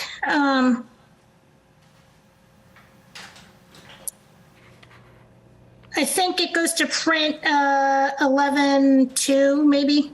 Yeah, so see, that's a big difference. You at least Yep, another 6 yep. weeks, as you say, Sean. But then how much time does that leave the warrant to look it over? The warrant committee? Are we kind of throwing them under the bus? Is it possible to have a conversation with the chair of the warrant committee on this? I mean, is there any flexibility, or is it pretty firm? Submit an article if you're going to have it on the warrant, and then possibly modify your article. Well, I don't know how that works. You can, but they need time to be able to review it. And if it's in process, if it's changing, they can't really even begin. Yeah. I think that's happened in the past where they're at the last minute trying to schedule meetings to, Yeah. because there've been so many changes. you can the select board can reopen the warrant and have an updated article. At town meeting? Accepted. Even at town meeting, it's not ideal, but any time before that, too. Oh, and then give it But back not to the significant warrant changes. to have them. I mean, those would be minor changes at that point on town meeting You floor. don't want to do that to wouldn't those want. guys. No, on the town meeting floor, but I mean, like, after September Yeah. 22nd. It says September 27th, email articles to the warrant committee. September. So they want it by the 27th. That's a more aggressive schedule than the last. I mean, and again, Maggie, you're reading straight from the material, so I don't disbelieve it at all. But I do think that, given that this is going to be an article that's going to go through the planning board, you may have some influence into, if they feel that's the latest they can close the warrant, then that's the latest they can close the warrant. But I think that they should be closing the warrant at the latest possible date that is feasible. And I think to Sean's point, And October 24th is the select board approves the warrant. when? October 24th. October 24th. All right, so I guess maybe either Tim or Meredith, if you could confer Yeah. with town administrator, I guess. Tim, those can you do dates. that? Just check with those dates in your meeting. Yeah, I will double check on those dates. Nick is out next week. I may just go straight to the chair Is he to out kind for of the figure whole week, Tim? that out. What was that? Is he out for the entire week? Or I thought it was just a long weekend. Oh, I got to check. I don't know. Okay. You'll So- go straight to the chair of the warrant, you said? So I guess what I would ask The select board. Tim Select is if board. you would reach out, I mean, Meredith, We can check, if yeah. you all agree, reach out to the chair of the warrant committee and encourage them all to attend the next public forum so that they can They've also- they've actually invited me to come Okay, great. Great. to their meeting on Yeah, the because 14th. Actually, I think it's much That's the better- same day as the. That's the same day as the forum. We may have to Or you can reschedule ask that. them to attend the forum. I just Yeah, think but it's better- I did get an invite from the chair of the warrant They're committee meeting at your forum. to come and present about this. Well, as important as it is, and it's the only article that they're going to have to consider, as much as they can do to stay informed up until they receive the article, I think the better.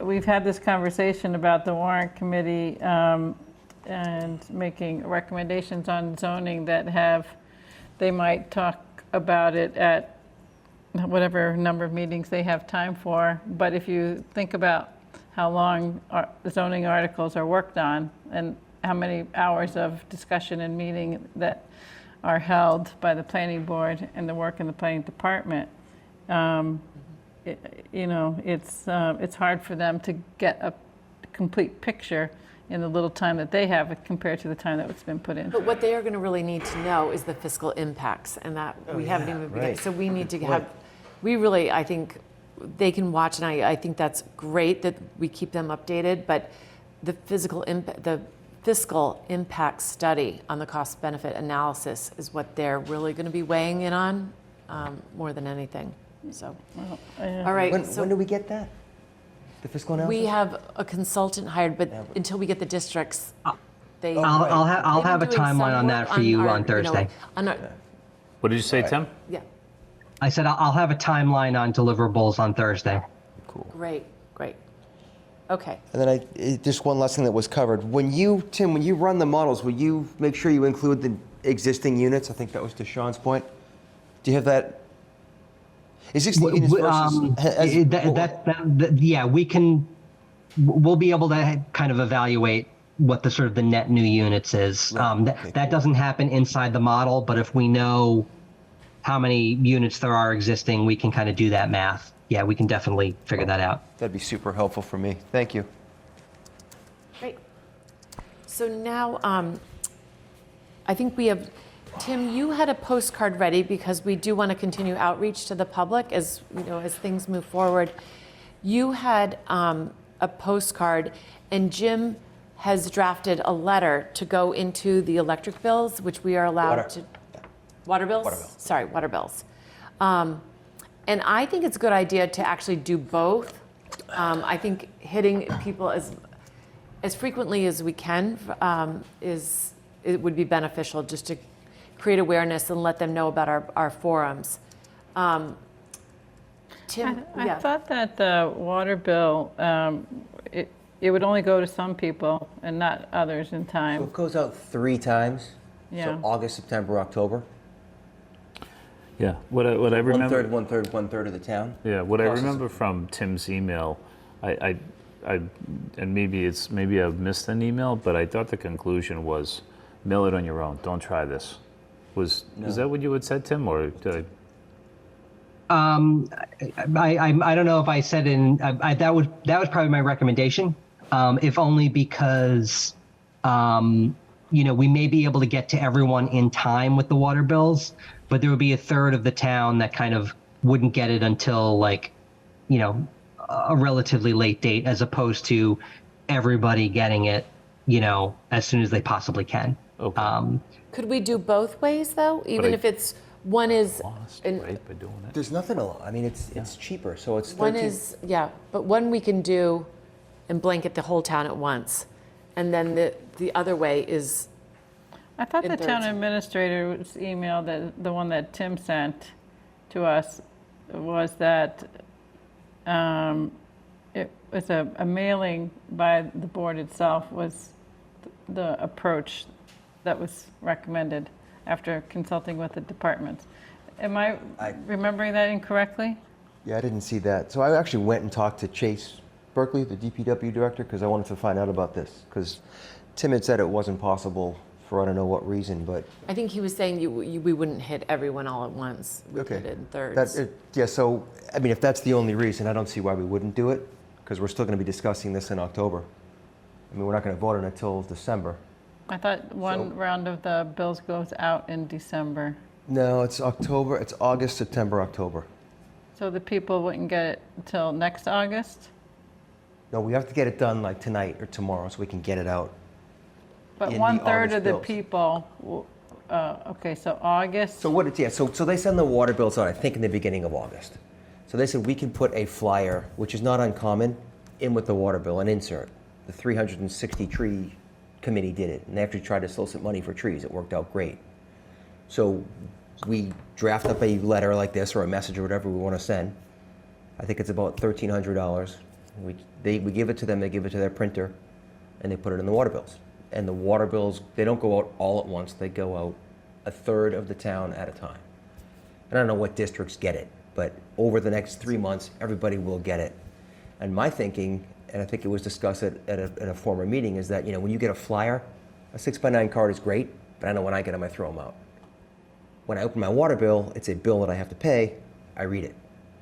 This would get people's attention. There are whatever I don't- $9,800, Yeah. 9,800 houses in Milton. They all have a water bill. I don't see it would be crazy not to do it. So what would the total expenditure for doing both be? Well, this is about 1,300, and the mailer I think is about 4,500. But this is only one bill, one round of bills, This is all three. all three. I don't support having different language in the two myself. I think it's just going to add confusion. And I think this effort is led by the planning department, and it's informed by our board and the select board. And so I feel as if we've been trying to work with the select board and have a kind of a consistent kind of message. So having the planning department send out one message and the planning board send a different message doesn't make sense to me. I think we're going to end up all finding that the residents are going to be confused, which is not what we want. We want the residents to become informed. And so then the question becomes whether people support the language that was in the card versus the language that you put in the letter. I think the one thing about the card is that, I would like people to go to the site, to the Town of Milton site, and read for themselves. I don't want them just to attend our meetings, because I think there's a lot more information than just our meetings that is available to them. So then if I look at the card itself, the Tim, can you green pull box, that up? yeah. Could you pull that up, Tim, Sure. if that's possible? Yeah, You could so just- I think the green box is just the fact. I don't think there's any But, yeah. disputing that. The green box, if you read the language of the green box. The green box. So I think we have two different issues, or I think one is, do we want to do the mailing within the bill and send out a postcard?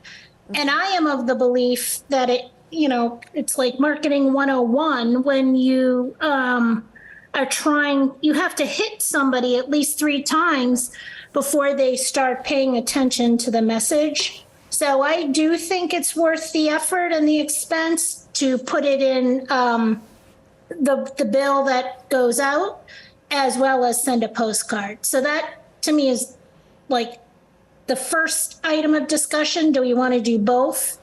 Or do we want to do one and not the other? And then the next discussion is, what do you want the language to be?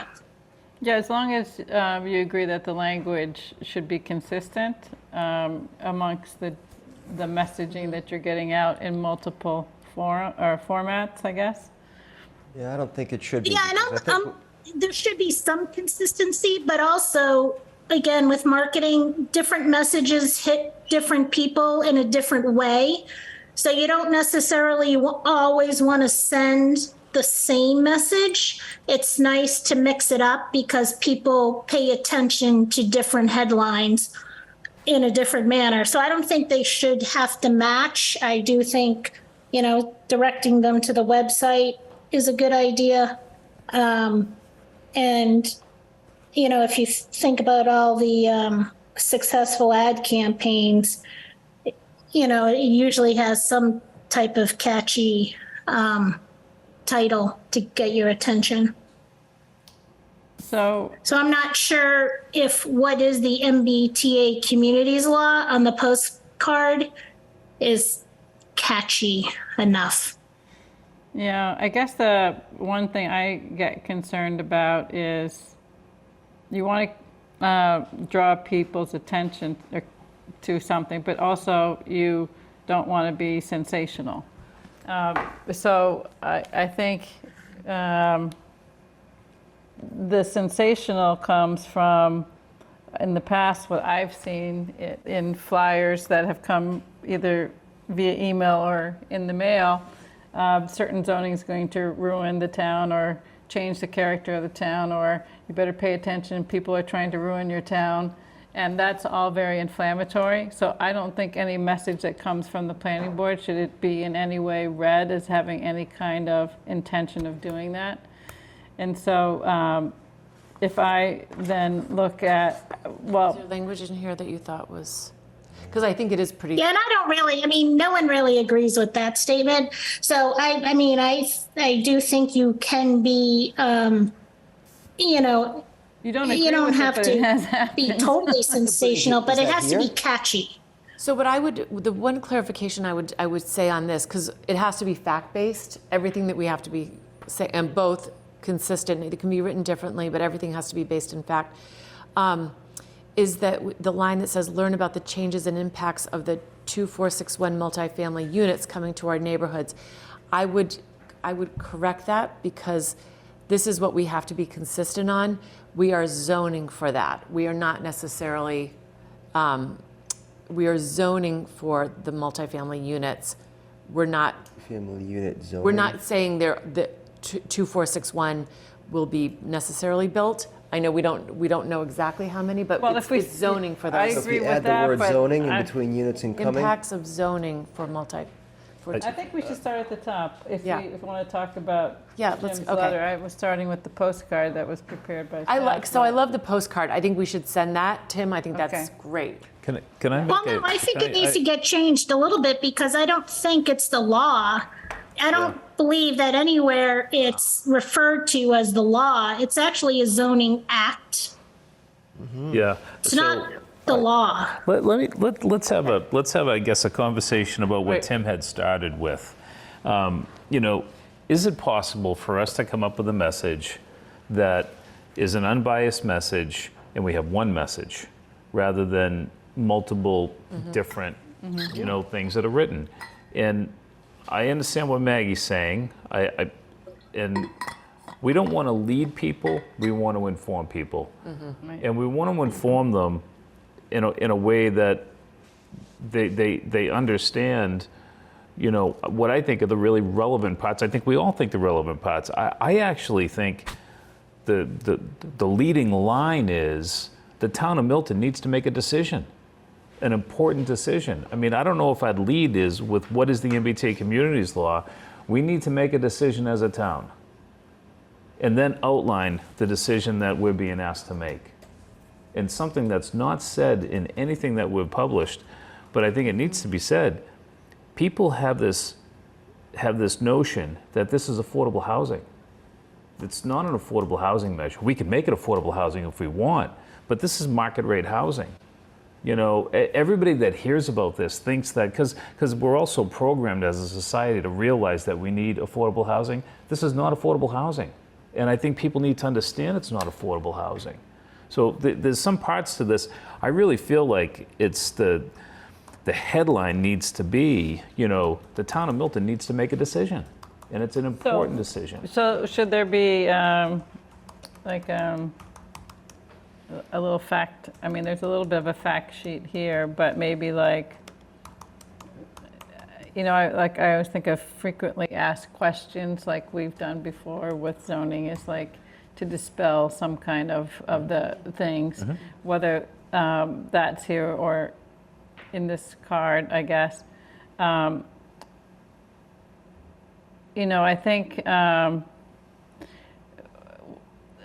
know, the MBTA communities law, I think we could start off the bat. It is about housing. And it's about, we've talked about this, and it's because Massachusetts and New England in general, land use is governed at the local level. The state hasn't been able to compel really the production of the amount of housing that the state thinks that we need, right? And so it's asking communities to zone for multifamily housing to increase the housing units.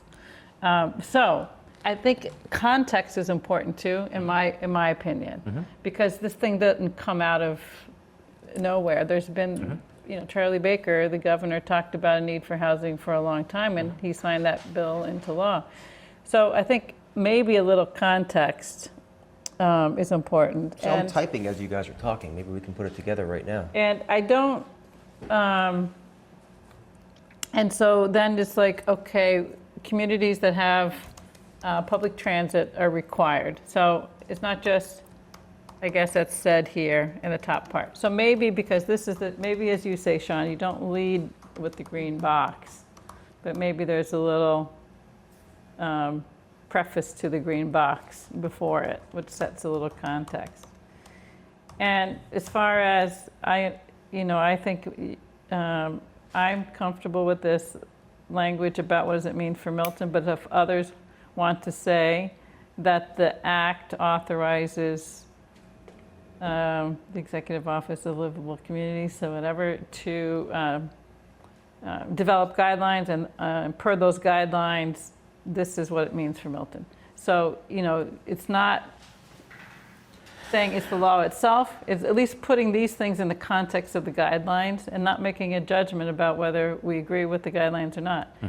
Because then that's, again, it's a little more clarity to what compliance with the law means, right? Yeah. And you know, presenting, I don't think we're going to put it together tonight. I honestly don't. I mean, this writing, this is tricky language to write, and we want to write something. And I guess what I'm suggesting is we want to write something that everybody sitting at the table, Maggie, Tim, Josh, Julia, we all feel good that we haven't led the resident to think either for it or against it. I agree with that. And I, you know, and I think we should say that within this, that the zoning requires us, that we're being asked to create zoning to add 2,461 units. However, it's not likely, or we don't think it's possible, that 2,461 units can be added. There's a net add, not a total add. You know, I mean, that is definitely a misconception that's been out there a long time too. Yeah, but we have yet to prove it. But we know one thing. We know one thing, and I think this is we know this isn't going to add 100 units. You know, it's going to add 1,000, 1,500, 1,600. It probably won't add 2,461, but it's not going to add only a handful. I don't think it'll be 600. So I think people need to, you know, and that's we have to be fair. If it's not going to add 2,461, we can't mislead people and have them feel like it's not going to add anything. We're just going to write it. And this idea that you write zoning and it might not happen, I don't think we should say that at all. We write zoning with an expectation that it's going to happen. Yeah, I agree with you on that. And I actually think, one way that you would test out the numbers piece of it is like, again, does it make economic sense to do it? Right, so if you're purchasing a property that you're allowed to, this is this kind of testing we did in Milton Village, right? We even spoke with a couple of developers about it. Do you get enough through this zoning to justify the cost? So would it make sense for you, like if you bought a single family at whatever market rate price that was? And obviously, if you're going to have 3 units, let's say that you're going to sell, maybe you can, depending upon the size, those units are selling for $750, let's say. $1 million on Elliott Street. Okay, so say they're selling for... Two families on Elliott Street are $1 million condos. All right, so let's... It's going to happen. So this is why we have to be so careful. Right, how but we you do still this. have to have, the numbers still have to work, right? So if you buy a property Yep. that now the land is worth, let's say it's a single family, the land's worth $1 million, you say, maybe it's worth $1.5 million, and it costs you whatever amount to demo the existing and to build the new, and then you're going to sell them for $1 million, is the each, so you have $3 million. So the numbers have to, work out, right? But I'll tell you, guarantee. the developers are so excited about this. The numbers will work out, Even guaranteed. Tim will say they're chomping at the bit for this to get passed. So So the only problem that's I'm what- hearing It's from not just Jim, big though, is developers. Jim, you need Smaller to guys. get there. If we're going to do something for a mailer, Yeah. you need to get it to him when? When's the yeah, deadline? what is our I think it's this week. So, mean Friday, tomorrow? Yeah, I'm serious. Yeah, that's why I just we're think- missing the boat. So we're not going to do it tonight. We're probably going to miss it. And that would be to mail Well, it I think before. that would be a shame if we missed a mailing to a third of the residents of the town. It's all the residents, Maggie. but it's Yeah, but It's even staggered better. over It's- time. A third, a third, and a third. yeah. Well, We're this not saying Friday- we're Yeah, not- but you have to, I don't I know just if- think we Right. I don't know if you can send it after the first. I didn't ask that. Actually, it's a good question. So we missed the first third, but we get the second and third. I don't know if that's possible, but I could find out. Well, I think we do want to be, we want Yeah, to if you have our wanted- messaging. If you wanted to do something tomorrow, then I wouldn't be comfortable with this. I would be comfortable with the postcard language. And because I think it's pretty, maybe just changing comply with the law, just to say comply with the D or EOLC, whatever's guidelines, and that's it. Yeah, my feeling is the So what don't you like about Jim's language? We all know about Milton's historic trolley. Well, what does that mean? So the lead-in, like why is that the lead-in? And then it's like, but because it's classified, so it already puts a qualifier on it. But it's So classified. would you as be that, okay with change it. getting rid of that line? So I want it to be, those things are not like just, they're setting a tone for something that's not truly just fact-based. So I would have to, I think it would have to be rewritten. So that's just the first part. And then Meredith commented on the part about, the 2461 units that are coming to your neighborhood. That I think is one of those things that sets about a fear. It's not about setting about understanding. And it does say above, in that first line, the town is expected to create zoning for, it does say it differently up there. But I think it is 11, and I just don't know that It's too bad. we're going to be able to pull this together tonight. But So, the problem is if you don't do anything different, you're not going to get any different result. We're doing the same thing. We've had forum after forum after forum, and we're touching maybe 500 people, probably less. So We if do you wanna don't add some jazz to it, you're not going to get anything. And I don't even think this is jazz. I think this is very neutral compared to what I wrote the first time. So if this is too much for you, Well, I know that doesn't work. So then we're not going to come to an agreement tonight. I know, then we miss our opportunity, and we'll just spend the $4,500 to do a Yeah, mailing. what if we just took out the first line? I'm sorry, Yeah, Meg? strike the first line, add the word zoning in between the word units and coming to our neighborhoods, and it seems pretty neutral to me. The goal is to get people to respond. You would have to say because of this, because of our rapid transit classification. If you got rid of the first line, then you'd have to change I'm this. not comfortable trying to do this at 11 o'clock tonight, and we have something that the staff has put together. It's consistent with other messaging that's been sent to town meeting members already in the letter. To me, the messaging needs to come from the planning department, and so it's all consistent. I mean, And but Cheryl, the message is not working. People you're, care. I don't agree that The messaging isn't correct. Right. The messaging isn't correct. So, I don't, What is- I what is- disagree what is that incorrect? the messaging is Yeah. incorrect. so Number one, let's- it's not a you know what, I law. think we need to step Maggie, it back. is a law.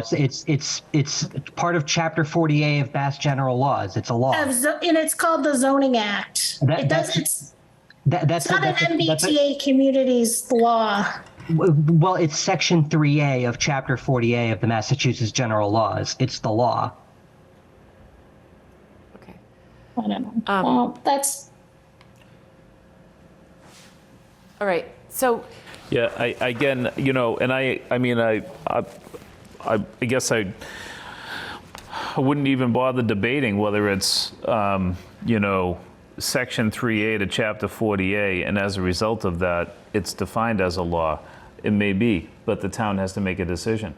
Do they want to comply with the zoning request or do they not? So I think, you know, I struggle with that first line, because as soon as you send something to anybody that says, what is the MBTA community's law? Anybody that has law believes that you don't have a choice. You know, you don't. I hear law and I feel like it's something I'm obligated to do. But the reality of it is, the law says that, you know, there's a guideline that's asking you to create zoning. You can or you cannot. So that's, you know, I'm not in favor of sending anything right now, because I think we should take a crack at writing something that we all can support. I guess I would say that we have to come to a fundamental agreement whether we think this is a law or not. I mean, so maybe that's the first step, which I agree that we're not going to get it done tonight. I think that Cheryl, we're not going to, I don't think we're going to debate that it's a law or not a law. At least I won't. I mean, you know, I guess it's a law to honor the speed limit, you know, but people exceed the speed limit all the time, and they can pay the penalty if they want to exceed the speed limit. I guess that's your choice. The same is true in a lot of ways for this. They've outlined something, they created an expectation, you can comply, and if you comply, that's great. If you don't comply, there's a penalty, there's a consequence for it. And, you know, I'm all for saying that, you know, there's a consequence for it that's been stated, and, you know, there's a potential that there's greater consequences if you don't, and nobody can define the greater consequences. well, you already know? see there's a lawsuit today, a civil rights lawsuit. Yeah, but I mean, I guess I struggle see with where that too. we'll see where it ends up. So again, if there was already a consequence outlined for the town of Holden looked at it and said, okay, well, I understand the consequence. It's been outlined for me, and I'm willing to take the consequences based on how they outlined it. So, you know, I don't know how you could be sued, you know, if you decided that you weren't going to comply with zoning because the consequence of not complying, it was given to you. And then what if Holden actually wins? Well, We're killing ourselves to you write think- this zoning. All right, And we'll then see. what if they win? Well- Or what if EOH, DC, whatever it's called, changes their guidelines again? They've changed it on affordability, they've changed it on commercial space. bus lines, they changed the bus lines. You know what, I understand. No, I know, like, but we there's all just- have this, I okay, completely I get it. understand, there's a lot of So- unknowns. Yeah. I think we should send our comments to Tim. One thing that we could write is, if we did say, what is the MBTA community's law? What are the guidelines from DHCD? And then put, what choice will Milton make? Yeah.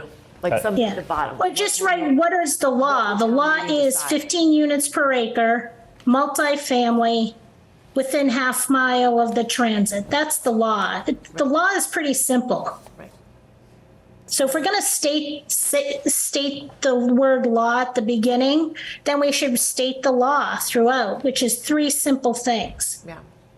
But All right, I think we everyone need to send put the guidelines in. I think everybody should send their comments to Tim on this. I think it, I like the way it looks. I think I like the idea of a postcard. We'll talk about also doing another mailing too. I think multiple ways that getting the word out. So let's table this and discuss it later. It is after 11 now, and I'm going to not discuss the lighting, the signs. Signs, I had 2 very small things. I'll email that to Tim, just the small amendments. But if we don't end up having a December town meeting, I'm not going to push these. We've got cut and fill bylaw we want to work on. We'd love to have some other things too. So I don't feel like there's a rush on this. So I'd like to defer these to a future meeting, these other additional articles. I like that we keep on the agenda discussion of articles, because it keeps, like Christine Hodlin said, I don't want her to think that we've got a list. I really would love to keep the list at sort of the forefront, and we talk through the list together. And we decide what we think is low-hanging fruit and what's larger fruit, and if it needs some money or a consultant associated with it, we plan for that. Because there are things committee updates. There are things that need to be done eventually, but I think we all know that the pressure on the MBTA communities is why we haven't done it. Right. But it's good to keep at the on the agenda, I think. And then I'm also going to, if we're going to try to get to committee reports, the only thing that I would like to say is there is now a survey out for the open space and recreation plan. So just like the MBTA, there's a survey now. Tim, that's up on the website, correct? That people can go on, because I think that's really important that we get input. It certainly is, and I don't think we've done a social media push on that yet, but we will probably next week. Just trying to space those things out. But September. It's Does that fall under planning? It's up on the website. Tell all your friends. It is under the planning department. I'm the liaison. I'm the liaison from the planning board to that committee. So, yeah. Okay. So with that, if I can have a motion to adjourn. So moved. Second. Second. Okay. Roll call. Jim. Yes. Sean. Yes. Maggie. Yes. Cheryl. Yes. And myself. Yes. Good night, all, and thank you, Maggie, for tuning in on vacation. Oh, thanks. Thanks, Tim. Thank you, staff. Good night. Have a good night, everybody. Good night. Good night, Tim.